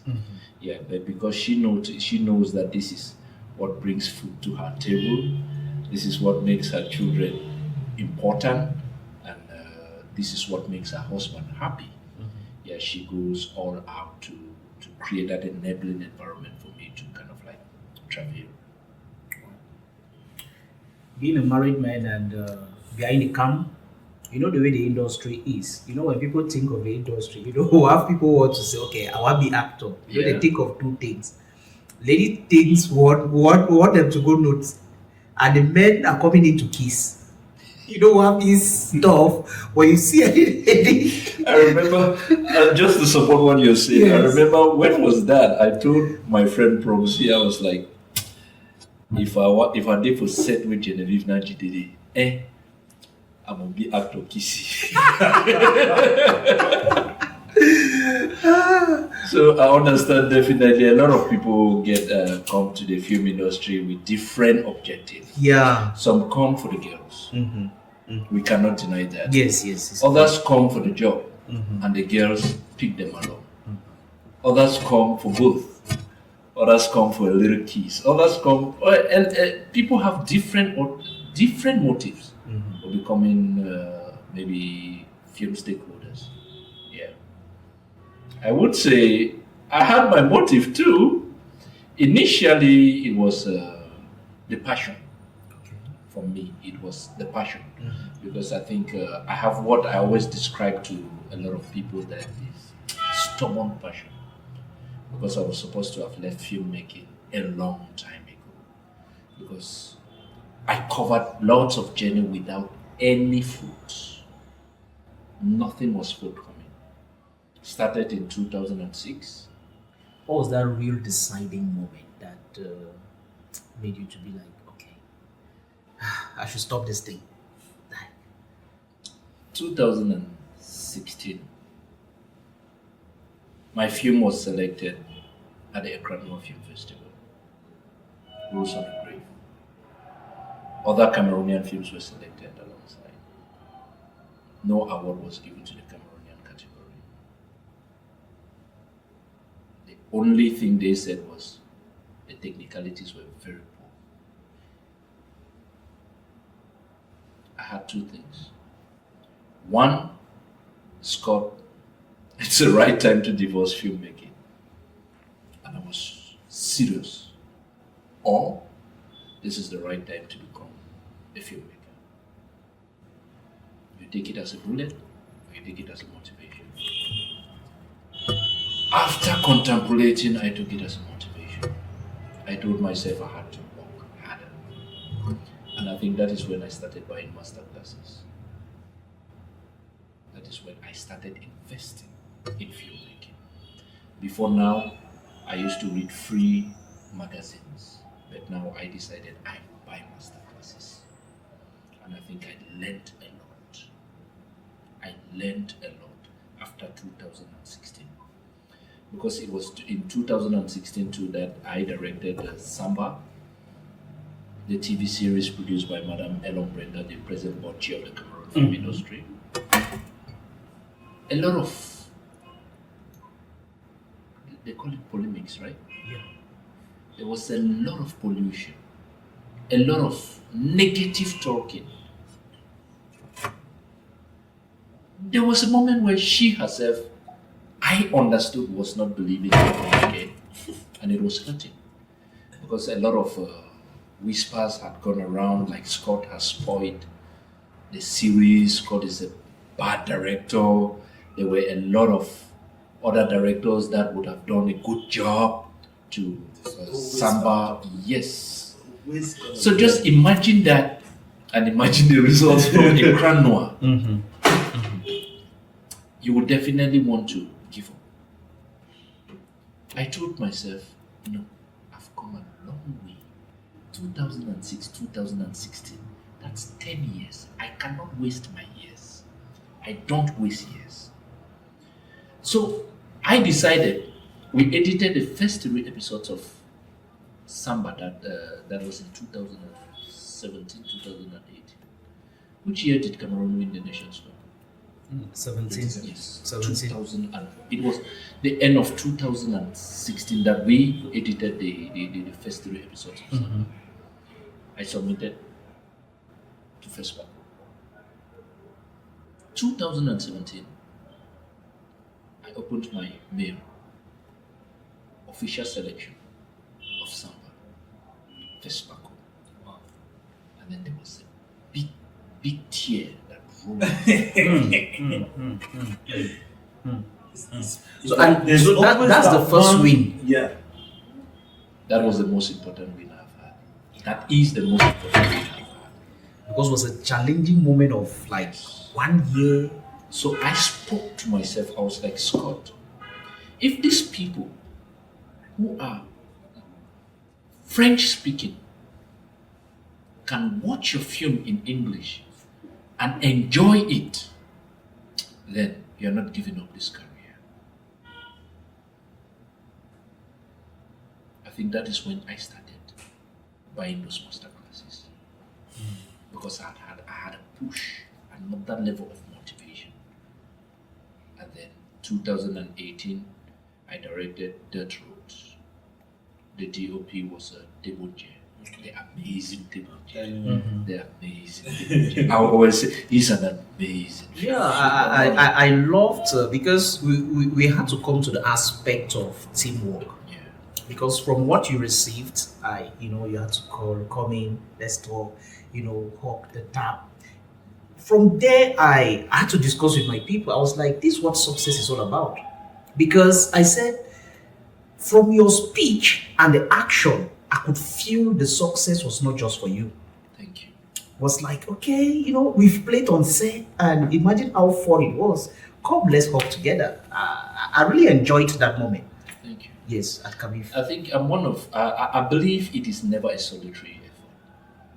And I'm one of those guys, I'm a believer of a director is not a dictator. A director is not a ruler. A director is a true leader. Yeah. Because my manner of working is not like I know everything. No. I'll be assuming myself God. Yeah. You come with your own asset. You are an asset. Even the PA is an asset. I always take an example on the set of The Fisherman's Diary. The scene where Eka's father flocks her. Yes. That's my best scene. I was looking for a true tool to use to flock Eka. We pushed that scene, I think, 3 times because I was not satisfied with the proposals that came. It was the next morning on set when we were still setting up. I cannot remember the PA who told me. It was like, wait, but I said, boss, did you fix net now with ropes then no? Why you know if you wrap the kind of rope, the kind of rope for the attach of net, whip that picking day? I'm like, okay, wait, thank you. And if you notice, I used 2 of those tools. Yes. He took a broom, threw it there, Threw it back. and then picked that broom. That is collaboration for me. That is how I look at filmmaking. That is how I look at directing.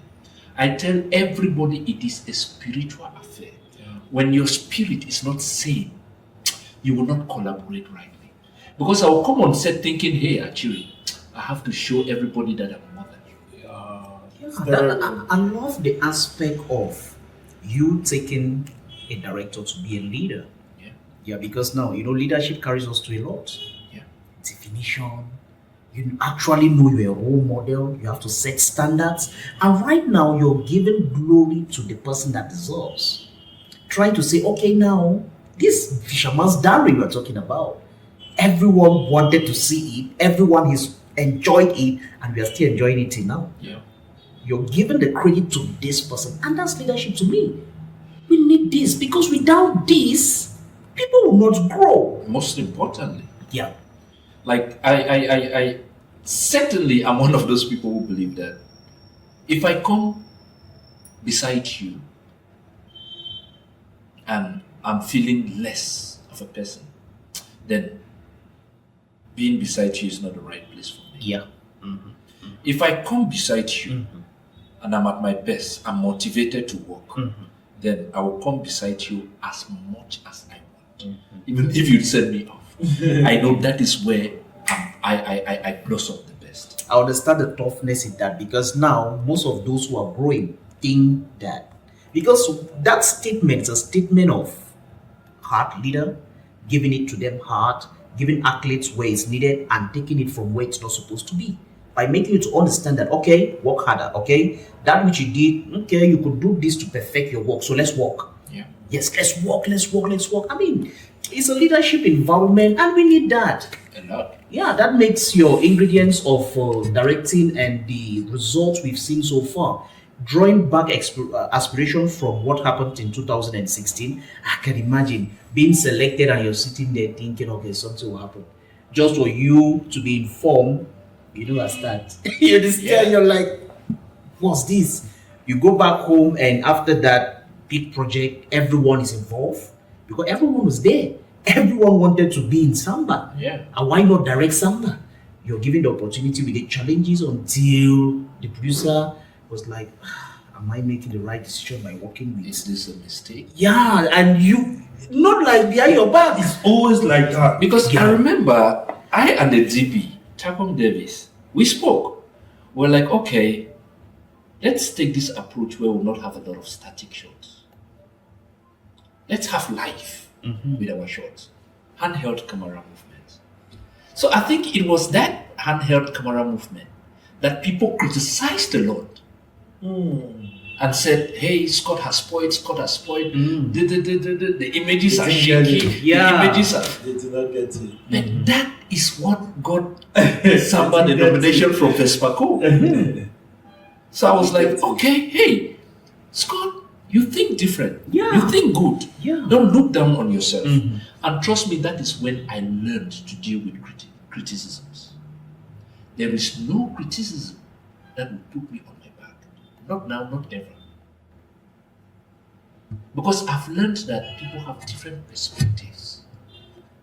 It is possible that this criticism is coming from a good director who has his style. It's okay to have your style, but let me also have my style. Yeah. If my style gives the results, brings the right outcome, okay, then let's go. I will go with my style, not killing your style. Not kill me because you have to leave. Yeah.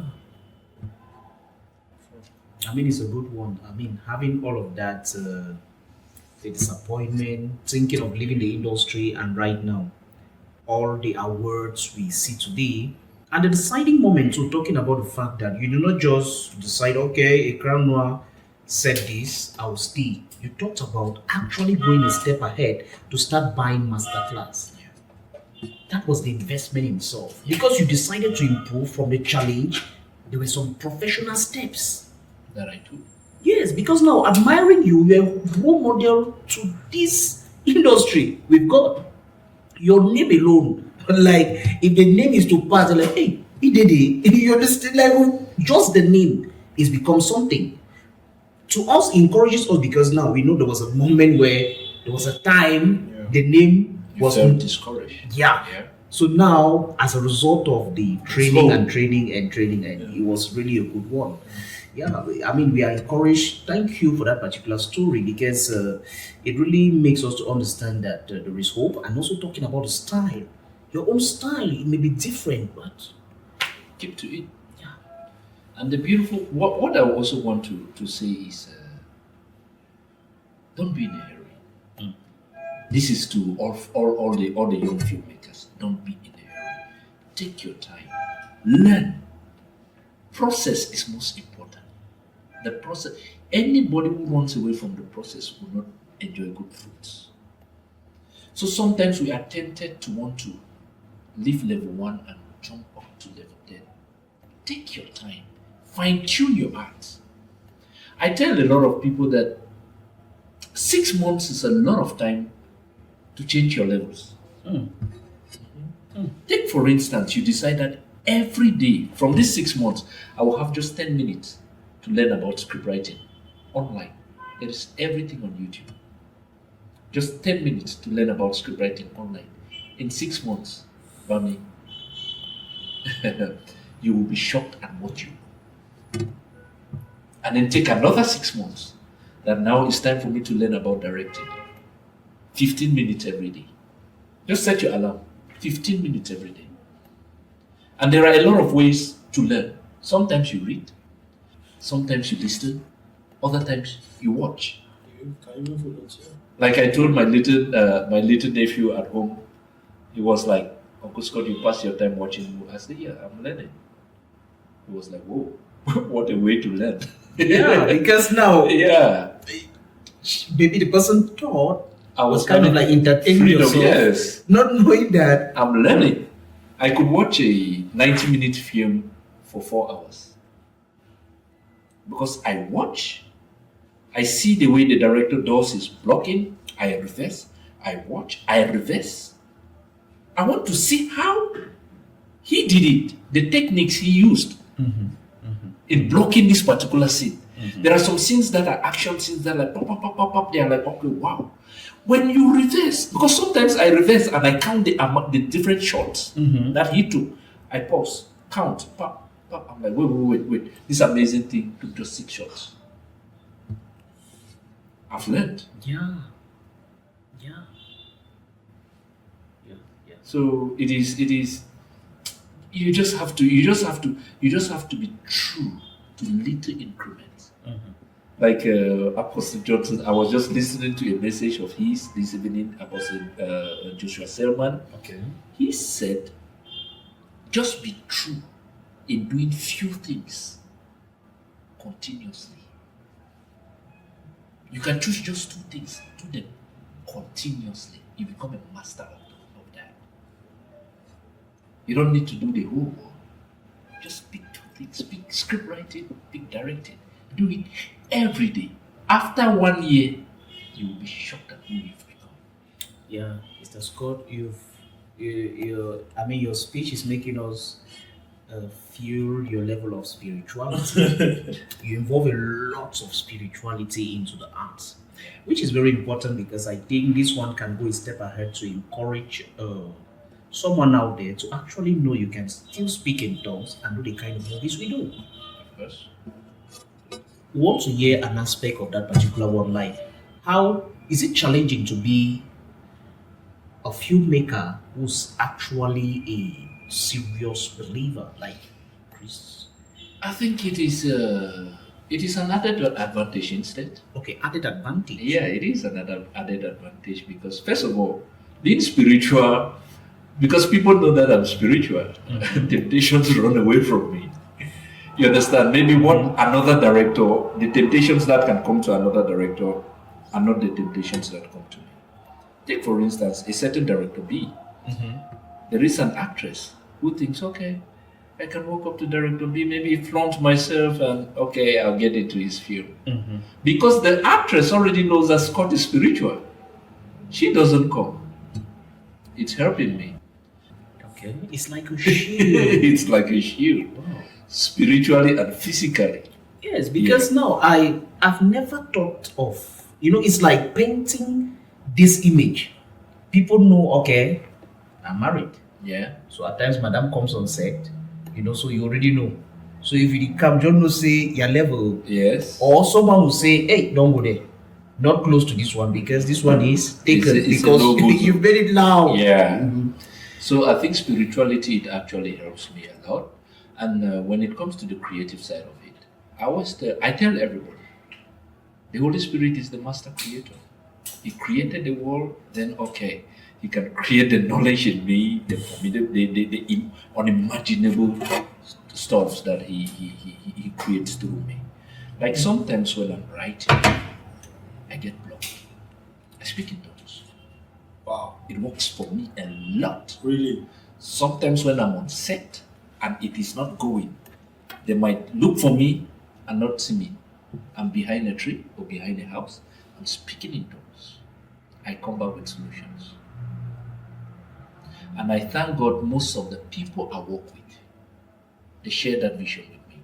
They share the spiritual side with me. If you see me, I mentioned Table JDD. That man is a spiritual He's a spiritual man. Deep spiritual Takom man. Davis, spiritual man. Rene Eta. I try to do with people who share my style. Does it mean I can't work with somebody who is not a Christian? No. I work with everybody. But my Christianity has made me understand that when I show up, there is peace. Where I show up, there are solutions. So it helps me to shine the light on others and ignite their light to shine forth too, so that together we come up with amazing ideas. It's a good one to be aspired at, just making me to know, okay, painting out that level of is making your belief system loud. Sure that actually, because the industry like it is, like I said, people come into the industry, ladies team want them to good notes, why the guys think, your friends will tell you, I want kiss them. That girls, that's what they always tell us. They can't be Not there only just the to- guys, even the girls. Oh, I think I won't give out the name, but there is a girl who walked up to me. I'm like, Scott, if I don't kiss John in the middle of the field, you'll be a problem. So I was like, okay, you will kiss him. So And you made it happen. it happened. She's an actress. yeah. So still happens. So a lot of those things they come and go. Yeah, it's the excitement. Sometimes as a youth we are excited. We have different things that excite us. Yeah, maybe when we grow older, the interest begins to change, maturity sets in, and things that used to move us don't move us no more. Now we begin to look at different directions. Yeah, so it happens. I think it's important since we're in the social media age. I think we have two things to talk again on why we have a wrap. We're in the social media age right now, and it's very important because, we're on our phones, but there's a problem with our space. Because right now, if we go on our feet, we'll see that we'll have more of foreign content popping up on our feet as you go on, be it on YouTube or Facebook. We'll keep seeing products from out there popping up to us. So, what can we really do to change things? What's going on? Like, okay, Vivian, because I want us to learn from something. Yeah. These guys are doing music. Let's see what's happening to Vivian. Can we actually use the same fire to promote the contents of this nation? Because let's assume Vivian was a movie and was this celebrated. Imagine these guys, for instance, Netflix. Every platform in the world will actually want it. Why? Because of this basic level of celebration. How do we make people to understand that it's about the project and not about the person? Because are we celebrating the person here? No. There's a goal, 5 million views. And everyone, I literally brought 10 people into it. I said, you know why you only see that music hip hop? It's because there's a target. So go for YouTube, go at your number. Are you getting what I did that today? So could we really do this to get the numbers? There should be an agenda. This is the reason why I keep talking about the agenda. Because if in the agenda room is spoken, you're connected to this production house, this one is they send it out in a particular way, and everyone is talking about it. It'll be a good market. What's happening that we don't see our things being popping up, social media? How do we get out there? I would say it is an issue of planning. Okay. An issue of planning, strategizing. I would say so. Because, trust me, a product depends on how you sell it out there. Get an amazing and the content of the product too. If it is amazing, is it pleasing? Like see just this Hala Madrid. Hala Madrid. It is gone viral too. It's from Cameroon, right? Yeah. It's gone viral. Why? It's pleasing. And then it is relevant. So I think if we do content that is relevant, pleasing, and then we strategize a little bit, it is possible that the content can go viral. It is very possible. Because trust me, the social media age knows no boundaries, no national boundaries. Anything that gets your attention, You see yourself playing this thing repeatedly. Why? Because it's caught your attention. There is an ingredient. There is something there. So I think it is for us to master what these other people are doing, maybe that we are not doing. And then we hit it. Yeah. Because take for instance, there is a song that keeps popping up. It's one of these P-Square guys. The one, Root Boy. Yes, Root I think Boy. Root Boy. One of his most recent songs. It keeps popping up. He has taken just the best part of that song and sent it out there. He has not released it yet. I don't know if he has released it. I'm not sure because I'm not sure. Yeah. So the moment he releases it, everybody will be rushing to YouTube. The numbers. So I think it is for us to maybe we should, because we have not used this one in filmmaking. Yes. We've not used it in filmmaking. And the media tour, all of these, if you're actually bringing out the film, Yeah. go out there. For instance, let's check the this thing ongoing right now in America. Yeah. We know the rivalry of a person, the Trump, going on every podcast. He's gone everywhere. Let's not even go to America. See this Nigerian Funke Akindele. Yes. She has a new movie that she's still kind of like doing the marketing, the promo out there about Jennifer something. Yes. It's not Jennifer, I think Jennifer something. If you see the way she goes about her promo, you must watch it. She takes her time, assembles some actors, a lot of them, those stars, and then they do some kind of beautiful, engaging skits. You want to watch the film.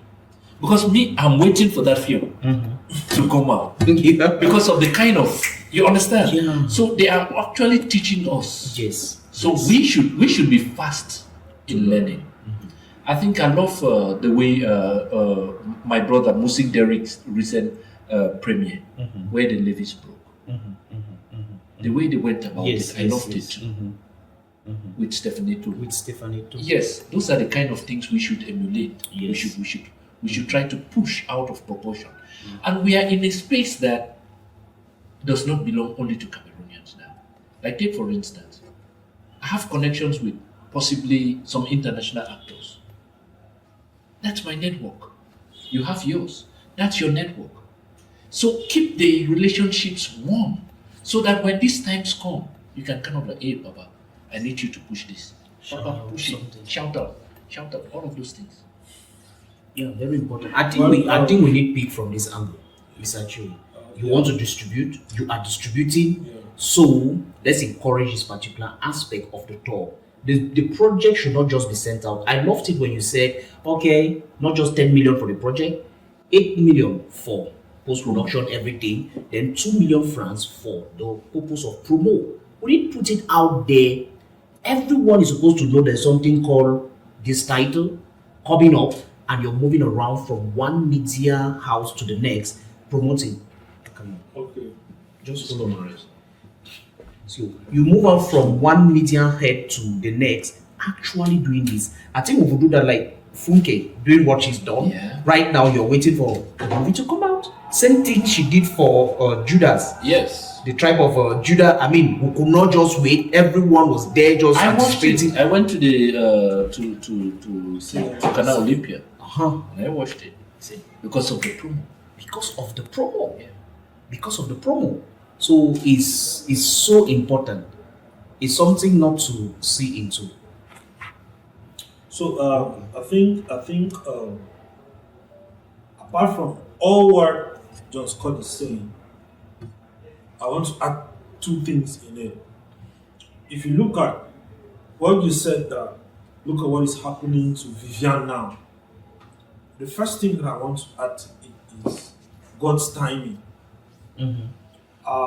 Like I always say when you bring a project to me, this project, if God has not shined His light on this project, no matter how much effort we put, it will not go as far as God wants, right? Now, the reason I'm mentioning God's timing here is, from nowhere, Vivian resurfaced. Nobody knew about Vivian. Some people call it the force of nature or universe. What I call is God's timing, right? There are some projects that God has said, this project at this time, you at this time, I'm going to elevate you. No matter how dark the forces are against you, you must shine because it is the timing of God, right? That's grace. Yes, that's grace. That's now, grace. let's look at the social media space. Now, the world is tilting towards a different generation that relates to different things, right? If you look at how other industries function, they make use of a lot of tools that us Cameroonians are yet to be used to. If you look at, like I was doing research the other day, TikTok has a more higher social potential than any other social media platform. Now, other industries that have understood how the world is moving are tilting towards TikTok with their PR, with their people, because it's easier to get to the buying population of the world of today who are all on TikTok. Because in the next 10 years, these people that will have the buying potential, all of them are on TikTok now. So a lot of people have understood that, okay, you go there, tap into the funkers, all of them, majority of those things they are doing are on TikTok. Because they already understand that, okay, once you do this, once the algorithm already picks that, okay, this person has liked this thing, this person, let's push it here, Come back to us. If you see, like I said, our producers are not intentional. If you do a film, I always quote Stefanito. Good enough, you still mentioned when the levees broke. Stefanito is part of it. I think it's a joint effort between her and Musingari, right? They put a powerful premiere. You get the premiere of When the Levees Broke. They only had to beat the record of 7 Bango with that. Now, the reason I'm saying this is that I think Stefanito has understood somehow how these things work. But all of us, we need to follow how the world is moving, right?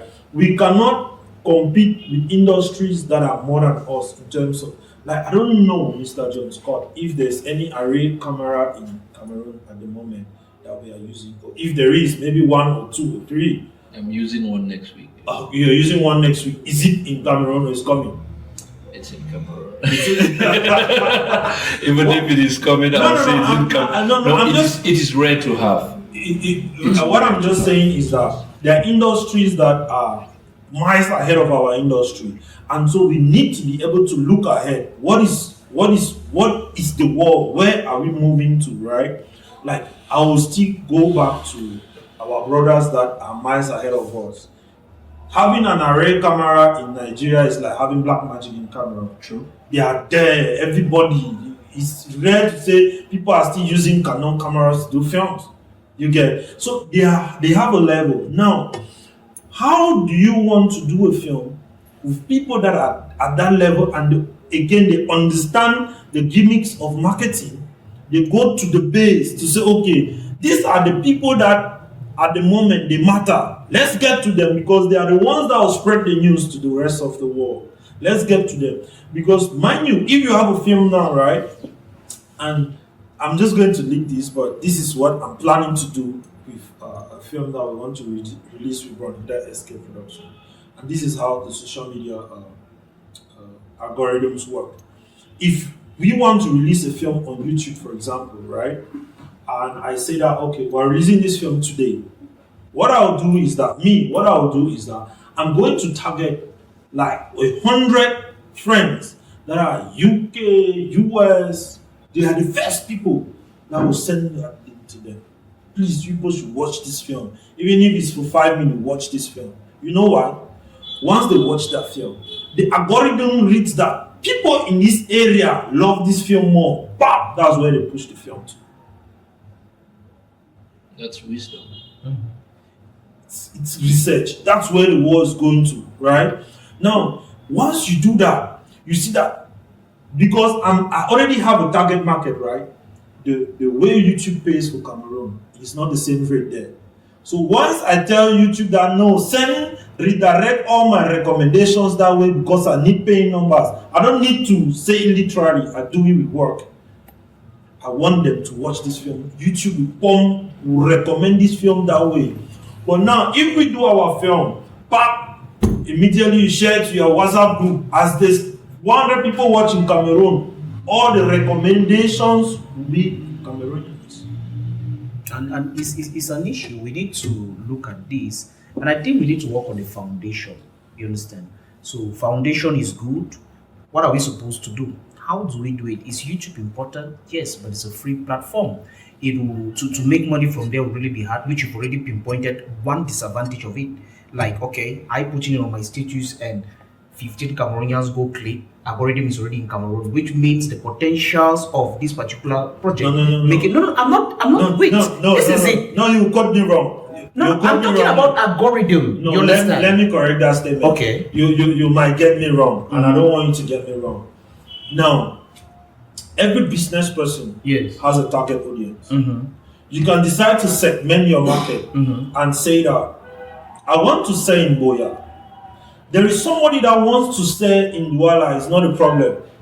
It depends on you as the person that is selling. Where do you want to sell?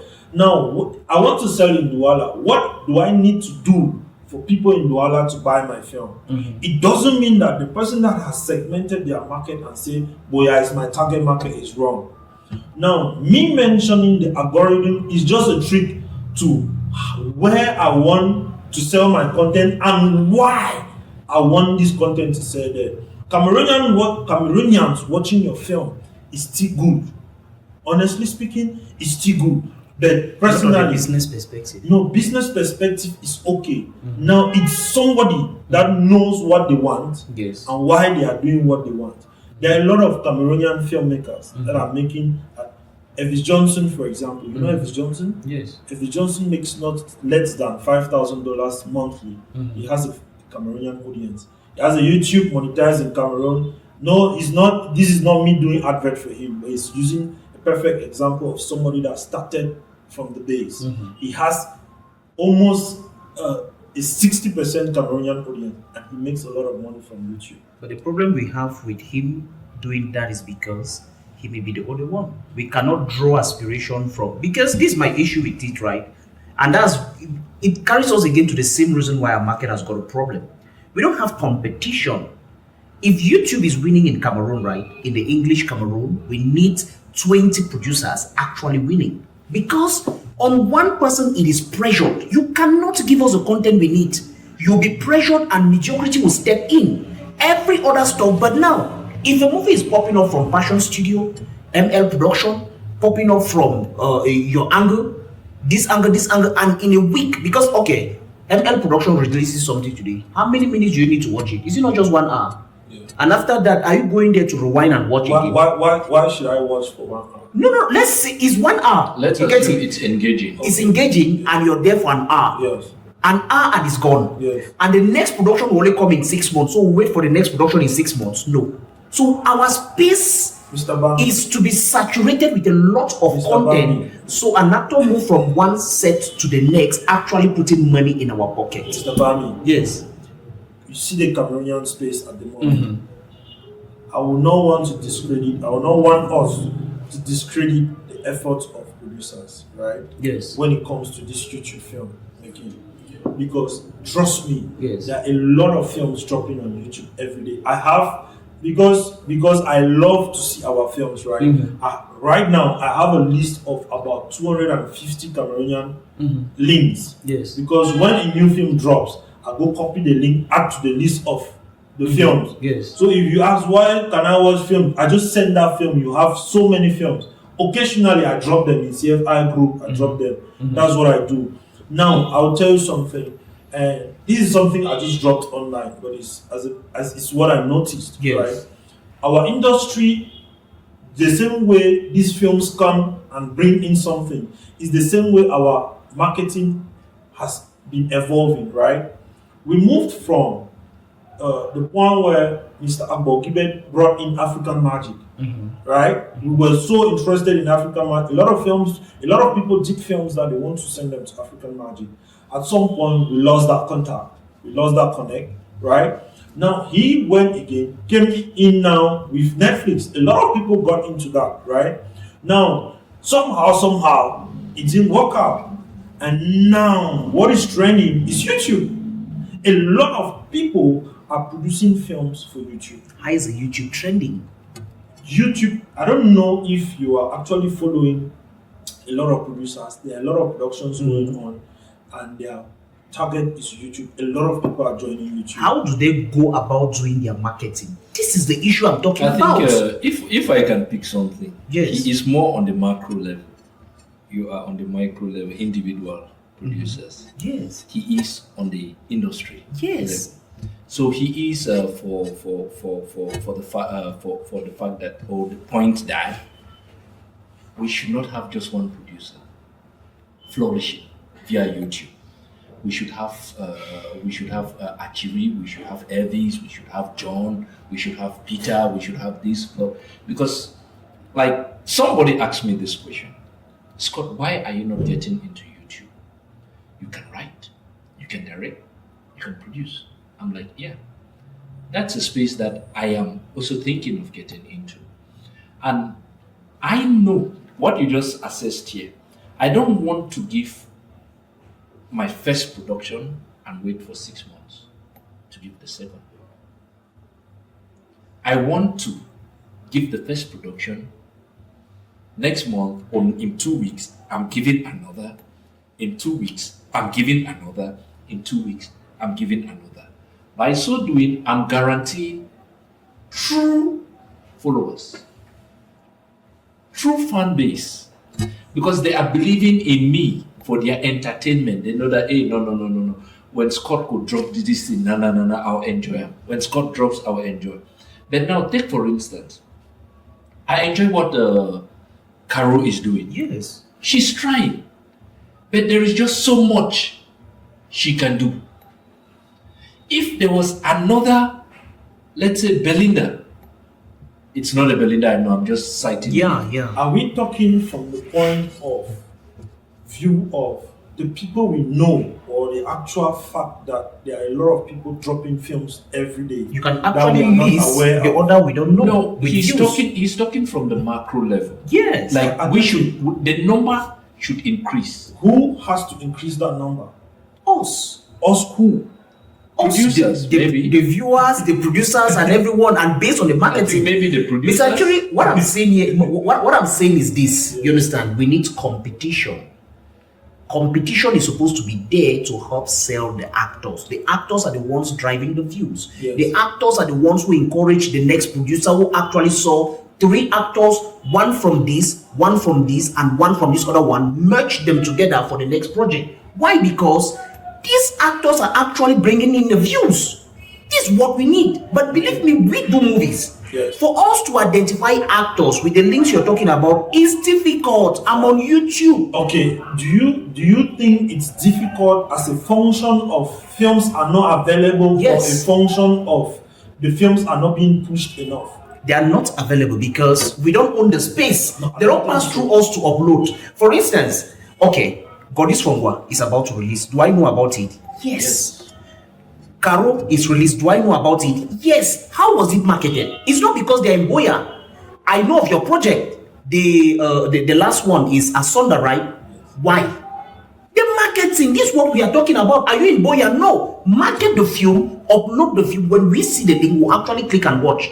So if you are uploading things on YouTube without any marketing level, you just do it and your status are not part of your contact. Your network. Yes, so now if you don't give it to 1, 2, 3 bloggers, I'm encouraging the fact that let's do aggressive marketing. You already talked here about the fact, okay, if you want to release, do the production, do whatever, have your link up with these people. Let's see the link, because we'll see the link and movies are popping up every day. It makes, you see, to us, we are happy. I understand you. Yeah. I understand you perfectly. But what I want us to understand is that it is not a function of that these films are not available. Yes. It's a function of that these producers are not pushing these films enough for you to be able to know them. So, discarding the fact that there's no competition, we have enough films for Cameroonians to watch on YouTube. We have a lot of them. I think not enough. No, we have enough. Not enough. Not enough. We don't have enough good films.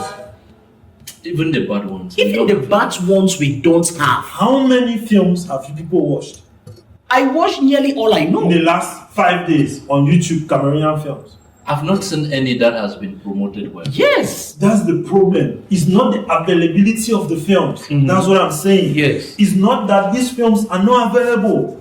It's that they have not been pushed. We cannot We have instigate for few the rights of available people who are not films. promoting. We don't have a lot. Because if we have a lot, I will stumble on one.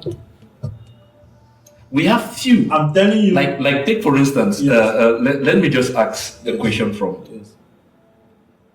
how many films do you think have been produced this year for YouTube in Cameroon? I think approximately, I approximate to 75. Is that a lot? It's not a lot. It's For 1 enough. year? It's enough It's not enough. for us to say that. Let's say 75. Let's assume you are watching films every 2 days. Okay. 75 times 2 days is 150 You know why I days. will say it's enough?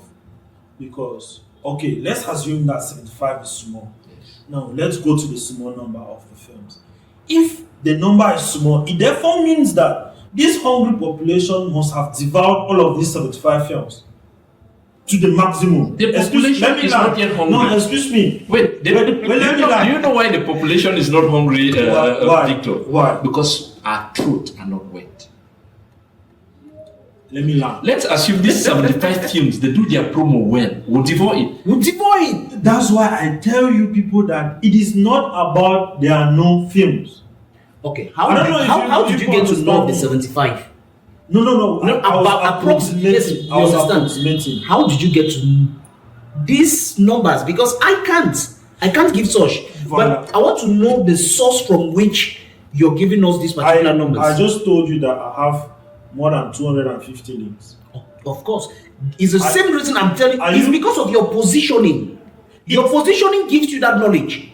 But now, are you the person who's actually supposed to be having this particular information alone? No. This is where we're How not do we understanding distribute the ourselves. information? Excuse me, this is where we're not understanding ourselves. Yes. Mr. Scott, I bet you that there are still people in this world that don't know who Jay-Z is.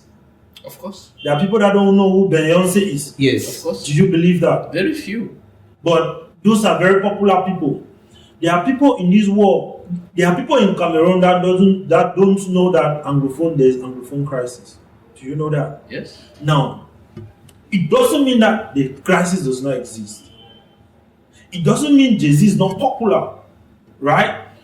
Because we are not seeing these films doesn't take away their availability. Excuse me, wait. Achiri, is excuse me. competition important? Competition is very important. It's very important. Competition. So is very, who are you competing with? Achiri. Becomes the issue. Achiri. yes, How many Cameroonians are there? approximately 27. No, about 35 million. Even getting to 40 million. Hopefully. But do you know it's difficult to have 100,000 views for a film? Let me not even talk 100,000 views. 20,000 views for a film. Challenging. Do you know why? We don't know about it. We don't know. We don't know, We Mr. don't know. Takes So what we Not are saying, knowing takes what we away are the saying, availability. we are not talking to some strangers. We are talking to us. to us That- who are actually moving and What hunting. There is work for us to do. Yeah. Okay, I'll take this other example. We are all saying the same thing. Like take for instance, actually, Yes. let me just for instance, Yes. let's say you do your film. Yeah. You call me JOHNSCOT, boy, I beg see, I don't want them to do me some shout out and then post this thing for your this thing. You understand? And then you call another person, I want them to guess what? Yeah. Most people that will watch will be my close friends and those who are in the industry. Yeah. It is possible for a film to be popular in the industry and not popular in film.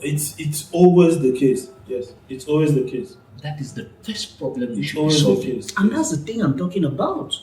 On The my truth is, feet. Achiri, you see you as a filmmaker, Yeah. you don't tire for watch film. So you dey come for premiere for watch my film, not just because you want to support your brother.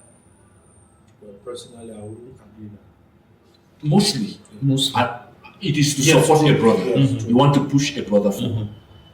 We should do films, not for filmmakers, for people who are not filmmakers. So if we start notice that this thing, we will start approach to promos then different. Differently, Mr. Achiri. Accepted. Accepted, it should be applied. These people sending you the links should be advised. No, this is what I'm saying. They should be advised for the promo. What is the system of promo? And this system of promo is not for us, the filmmakers, because we like it. You've not released the poster of Asonda, have you? No. I got to know about it because there was a level of something going on, and we actually know something. I mean, you even have something we want to see from that particular project. It's coming.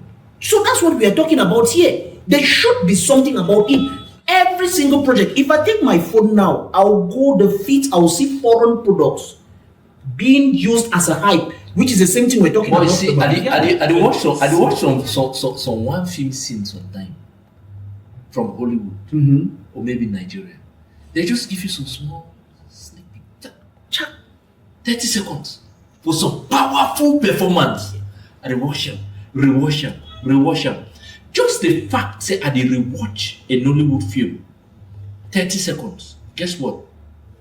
Algorithm they propose me more Nollywood films. No. It's what I explained here. See, there's something that people are not understanding here, right? I honestly buy the idea that there should be competition. Perhaps let me start from there. I honestly buy the idea that these people need to promote their films. True. Let me use Passion TV as an example. Passion TV is going to promote, it's going to grow bigger, right? And there are still people in Boya that they don't know the existence of Passion TV. I believe so. Yeah. And it's a matter of time, they will. Now, it doesn't take away the fact that there is a TV existing like Passion TV.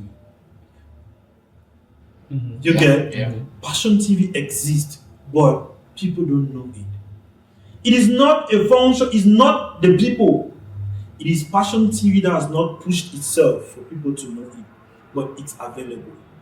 In the same light, it is not these producers, these films that I have, it is not the producers that gave me. I exposed myself to get these films. So, it is not a function of these films are not there. It is a function of these films, we don't know them, but they are available. I need you people to understand me that Caro is dropping films back to back. There are people that don't know that Caro is dropping films. Majority of the audience that we have that watch films on YouTube, my wife is a big film fan. She watches a lot of YouTube films, and they are mostly Nigerian films. Nobody pushes her to, she sees no advert. She goes on YouTube and searches for films to watch. You get, she did not see an advert. What I'm saying is that we are gradually getting there. And mind you, this thing we are talking about now, the nature of the Cameroon film space, there's going to be another thing that is going to come, everybody will drift from YouTube to that new thing. We've seen it happen with other initiatives, and it's going to happen again with YouTube.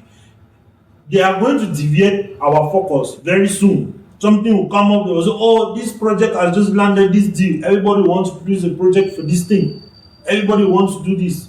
It's going to happen someday. And you will remember what I'm saying now. Now, what I'm saying is that A lot of these people are producing these films. But you know why we don't give them the numbers that they deserve? Is because the way our films are positioned in our mind is not the same way other films have been positioned. And so it's not a function of us, it's a psychological problem. Now it's a psychological problem is that this Mr. John Scott, Yes. I might be wrong, but I think I'm going to be 80% correct. He cannot play an African film solely that he wants to learn from it. I might be wrong. But if you see him want to learn from a film, he'll play a YouTube film, a Hollywood film. Because those are the best.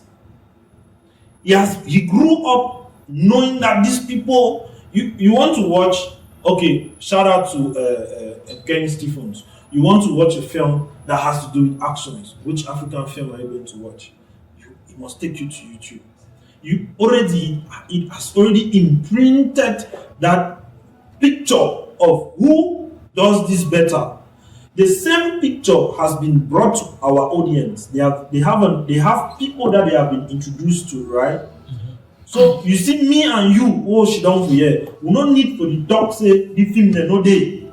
So what's your solution pertaining to the saturation? Because now, yes. Do you know of Maurice Sam? Yes. How? Word of mouth. No. I've never watched his film. But have you seen his feet on Facebook? No. You've not flipped and you saw something about him? No. Honestly, I only watch films on Netflix, Nigerian films on Netflix. No, not even watching. Like just flipping, right? No. And you turn to see a movie from this particular actor. What I'm trying to say is the fact that, okay, now, how many actors in Cameroon do we actually have? Which, while flipping your phone, you just say, actor, either on picture, or just picture. You just see, and wow, this picture, they fine. Actor, you get it. This is a problem we have. And there's a reason we need saturation. We need saturation because we don't know the actors. And not me. I'm not talking about me. I'm talking about the average person there. Someone who's not involved in the industry. Are you trying to pick him? Someone who's not involved in the industry and is interested in entertainment. I've understood your point. I've reasoned with him, but I'm looking at this thing from... He's looking at the big picture. No, I'm not. No, from the way you're sounding, you're looking at the big picture, global picture. At the global picture. Yeah. Mm-hmm. But now we have to be realistic with our industry. I honestly tell you that we don't have up to 3 actors that have on and offline popularity in Cameroon. English speaking. Do you understand? Mm-hmm. That have online credibility and offline credibility, that somebody will see a film that you are in and they want to watch this film because you are there, unless they are your friends, because we don't have that credibility yet. It is not about a saturation, it's how well we get these films to be watched. So how do we build that? Now, I made mention of something here that we are going to regenerate a problem that we are trying to solve now. Because while we are targeting an audience that is fading away, whereas the real organic audience that are growing up, we are leaving them out. And yet the Africa, kudos to Passion TV, yet the African magics are always going to be there. Kids, when they come out from school, that's what they watch. As they are growing up, those are the people they know. Mind you, a Paul Jeffrey is a super actor. But if a Paul Jeffrey walks in Bamenda, only filmmakers might recognize him. And that's the problem we've got. And that's why I'm saying that it is not about let's push this film, let's come back. Because Cameroon, this is me marketing. How do we come back? No, that's now you that is already up. Now me that I'm looking at the generic growth path, right? Let me not say, okay, I'm already at this level now. Let me just continue going. What about my child that might get up and say, I want to be an actor? Well, I don't wish that for my child. I don't wish for my child to be an entertainer, though. But Keep doing what you're doing. You know what the training you're giving them indirectly. but then, what I believe in, I was telling I think it's the producer of this show, that when I see a TV that is focused on Cameroonian films, I can bet my life that this is what we need. Because trust me, take this person's film, right? Let them watch his films every day for 2 months. People will start recognizing him. If they mark him for a particular role, if there's a film they see his film, oh, now that man now I want to watch the film. We don't have such actors. Believe me, like what you've just talked about, is just we are involved in a production house, and as a business person, I cannot really talk about a lot pertaining to what you've just mentioned. Because see, you must know how to seize opportunities. We don't see that every day. You get it? Yeah. Like when you see an opportunity, how can you really tap into this? Because there may be things you can just be opportune you enjoy for free. Yeah. So know how to tap into the opportunity, especially at the beginning. Yeah. Because for instance, I'm sure Passion Studio investing into this is not for what we are seeing. Yeah. It should be for something that has not even been revealed. Yeah. So the actual business people who are seen, Yes. who can actually see, Yes. will understand that, okay, what am I supposed to research about these people? First, to start with, Yeah. is it something that started 2 months ago? No. Passion Studio has been around for 4 good years. 2024 makes it 5 years of Okay. consistent work within the organic level, not out there. So, if they start something like this, there should be a package hidden somewhere, Yeah. which has not been revealed. So, as a business person, which opportunity are you seizing from this water that's about to pour? Yeah. Okay. Now, whenever I talk about this film business, right? Take note that I'm not taking a personal stand. I might be wrong sometimes. True. But when I look at it for the general Cameroonian. That's why you constantly hear me say that we have to go back to the base. Because if we go back to the base and grow this audience, it doesn't benefit me. I might never benefit from it. Of course. Because I'm growing old. I'm supposed to be targeting, while I'm talking about this base, I'm also targeting something higher. Right? Okay. I love this idea of TV. We cannot take away traditional marketing from the world of today, even in years to come. Especially here in our world right now. Yes. They will always have their place.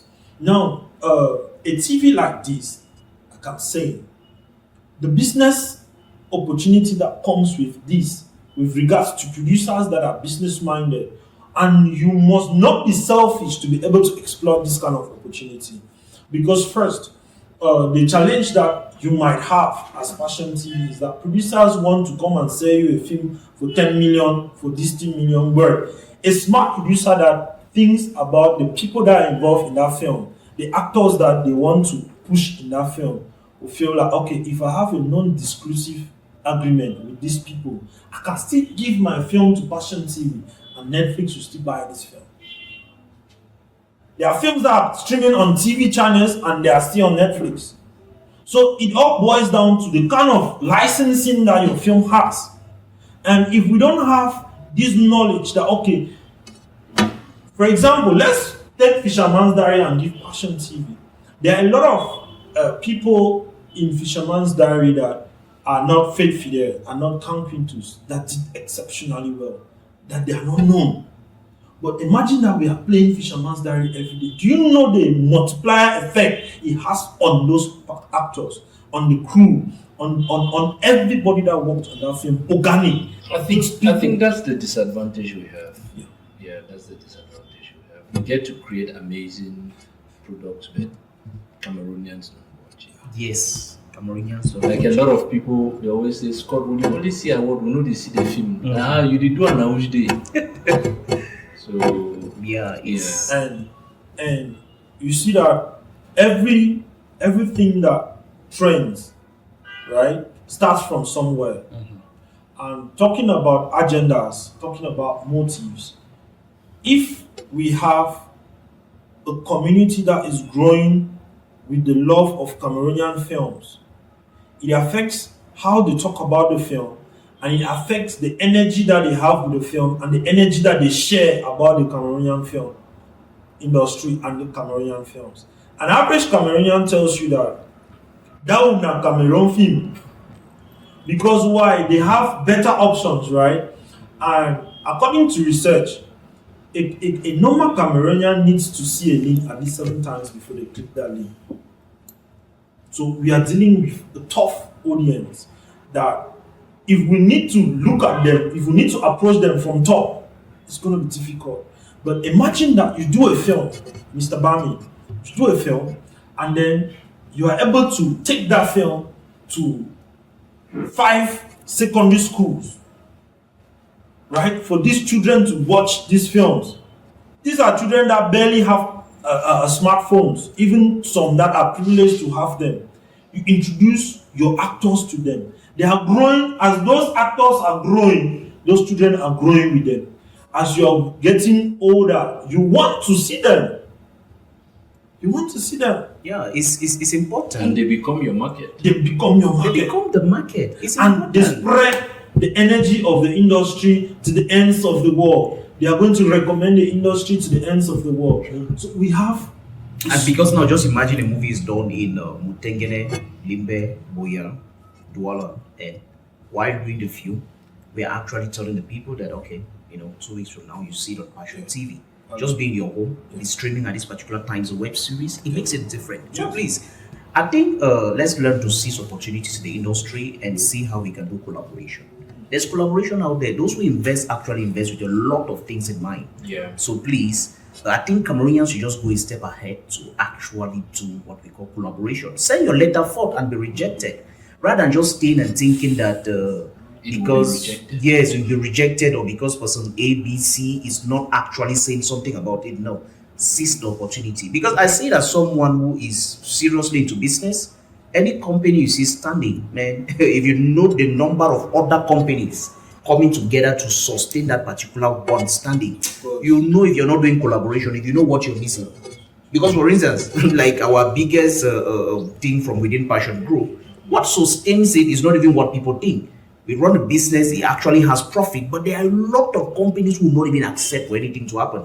Like, if you do have a problem even within the company, there are partners who would even send me a car, like take this car and use and solve this particular problem. This is what we are talking about. Yeah. Strategic partnership is what this movie industry needs. Strike the deals. You've got projects that are useless to you, but in other places is valued, and it will help you strike a deal. Yeah. Think about them. Yeah. You may need a marketing team. You may need someone who's been in the market for some time. Go meet this grandfriend. Ask, say, Papa, this team, this, that, now how far? The person gives you his own idea. It's very important. That's why I love when you talked about the aspect of we should not just treat these newcomers into the industry anyhow. I saw it as a vision. Like you actually trying to fight for them. Because I see like, okay, maybe 1-2 story came, and now you've seen that, okay, people are not actually treating these people well. They come on set, they actually trek for a time, come invest their time, they go away for time queue, which is not fair. So it's a vision. You're looking at it right from ground zero. So to me, if you can talk about your ground zero work, I'll say, you're up there, but you're actually fighting for these people. That's seriously being in touch with these people who are starting. And I see that like a visionary, you talking about being a visionary, and this particular statement coming from you makes me to understand that yes, you've grown, their words are there, but you're actually thinking about the person entering the industry today. So it's very, very important. At that, I will really give a serious hand of applause to you, especially because it talks about the heart. Because here, no one pays you to do that. No one is forcing you to say that. You're saying it because you want to think about the young people. I think at this, we'll be giving our shout out. So I want you to talk to a lady out there who wants to enter the industry and thinks the industry is dirty and the directors are doing this and that.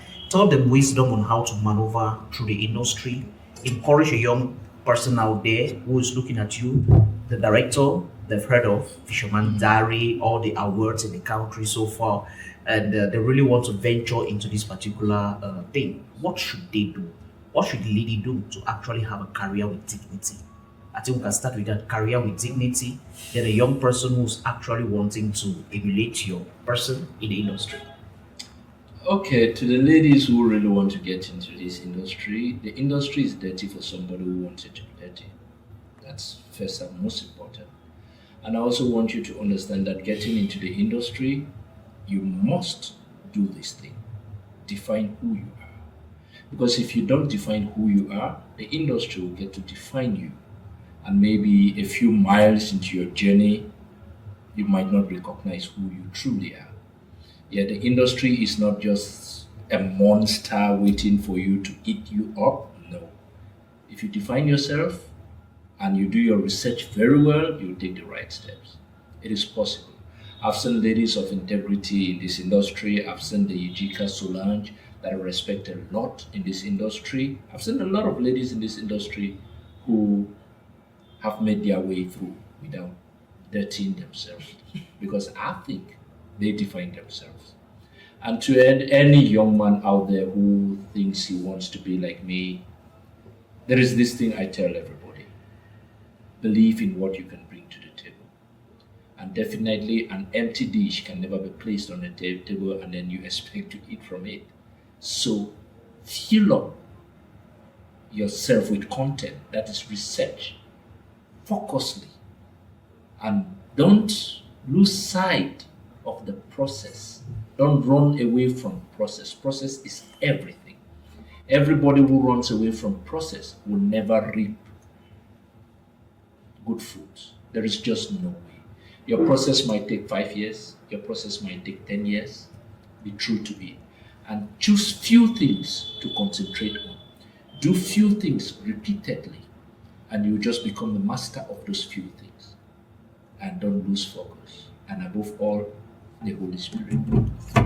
The Holy Spirit is the master counselor. He's the master teacher. He is my tutor. I believe if you want to go all the way up and stay up, it's not just going up, and stay up, you have to be spiritually endowed. And which other way to be spiritually endowed except the Holy Spirit? So believe it, you can do it. No fear. Don't be afraid of anything.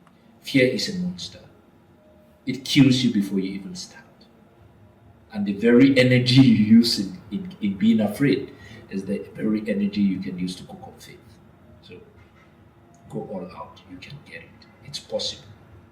Go all out, you can get it. It is possible. To our ladies, I'm sure you've heard it from our own very big director who made you to understand that there are ladies in the industry with integrity. You can go through the career, become your best. So have what to deliver and deliver it well. For the guys, you've heard it. You cannot put an empty plate in front of you and in turn to get something out of it. So keep pushing and do your best. We've heard from our director, who's actually someone who's invested a lot, and he's talked to us about his journey, his disappointment, and the moment he really wanted to give up. And because of the spirit of excellence that has to do with studying, he came back, and today he is who we celebrate, with the name being a household name. The Holy Spirit is a person you have to focus your mind on. It's a person, okay? It's a person. Have a relationship with him. I'm sure we've had moments where he talked about him not really getting something. This one really touched me a lot because it's like, wow, how do you be upset that you don't get something and running to the Holy Spirit to go, okay, you go fortify yourself and come back. It was a deciding moment to tell you out there that if you are a believer, you're in church, holding the camera or whatever you may be doing in church, it can still be an avenue for you to train yourself to also one day become as our own director here, who's carrying flags all over the nation, to tell you that if he's winning, it's because the Holy Spirit is actually guiding him. You can also do best on becoming a director one day. Okay, so Mr. Achiri? Yes. What do you have to tell your ladies who are in Douala, wanting to go into the industry and thinking that it's a dirty place and a young person out there? Okay. I think it's a slippery ground for everybody. Ladies, men involved. It's even scarier for young men right now because there's the advent of a lot of things that are cropping up now. And so what I want to say is that The knowledge aspect of everything you want to get into cannot be overemphasized. You can only be at the table if you have value, something to offer. And to be able to have that value, you must have been able to acquire knowledge, impact yourself with a lot of knowledge, invest in yourself, learn, and most importantly, just like freedom is not gotten just like that. You cannot gain your place just by sitting there. You must do something. Start from somewhere. Don't just sit and expect that you meet this big director and then they'll give you a role. You must be able to prove to them that you can earn it. So forget about getting free stuff, work to earn them. And always know that your dreams are valid. All the time, your dreams are valid. Once you can dream it, you can live it.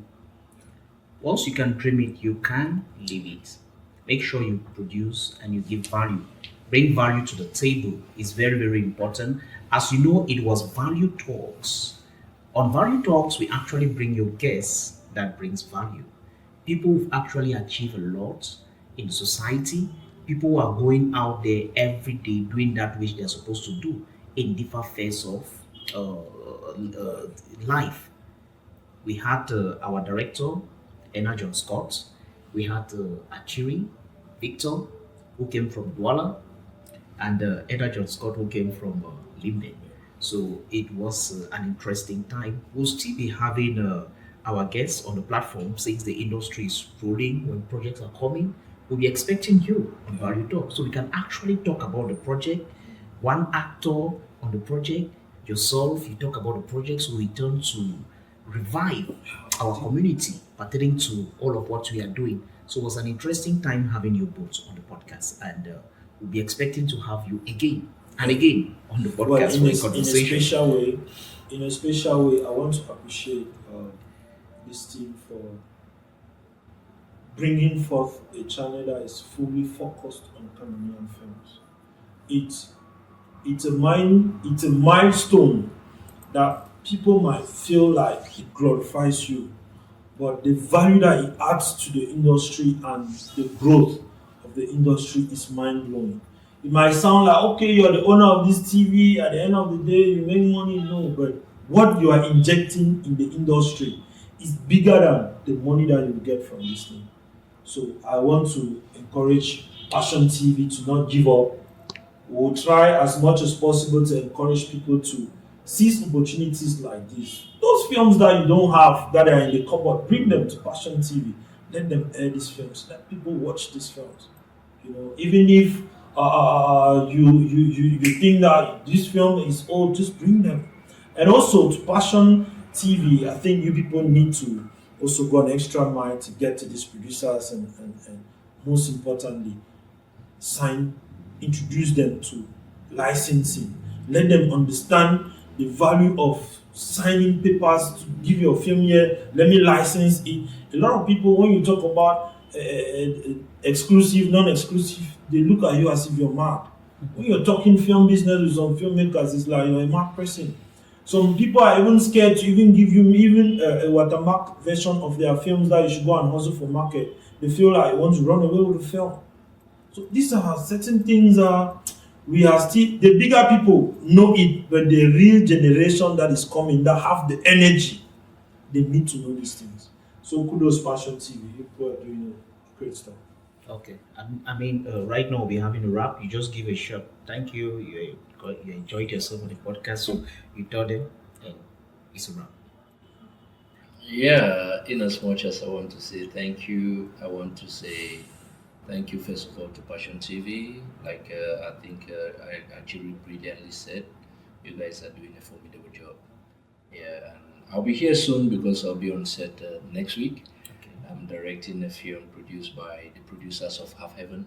Okay. Yeah, they are producing another one titled Lights Out. It's on dementia. Okay. Yeah, because it is gradually ravaging our aging population. Yeah, so we're working on that, and we'll be working with some two Nigerian superstars. Okay. We have Wale Uju, the actor of Breath of Life, the main actor of Breath of Life, and we have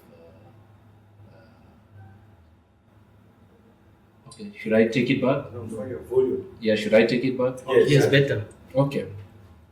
Jesus, my bad. Please feel free for a promo, okay? Yeah. Yes, feel free. Actually, put it out there. Okay. Yes, feel free. What's the other lady's name? Something Bello. Something Bello. Wait, Bello. Shafi Bello. Okay. Shafi Bello. Okay. So before I say thank you for watching, I want to actually say thank you to Passion TV because this is a formidable job they are doing. And like my brother Achiri brilliantly said, they are actually promoting the industry, whether we like it or not. These are the kind of steps we want to see in the industry. And I'll be here very soon again because I'll be on set next week. Okay. Yeah, on a movie titled Lights Out. It's on dementia.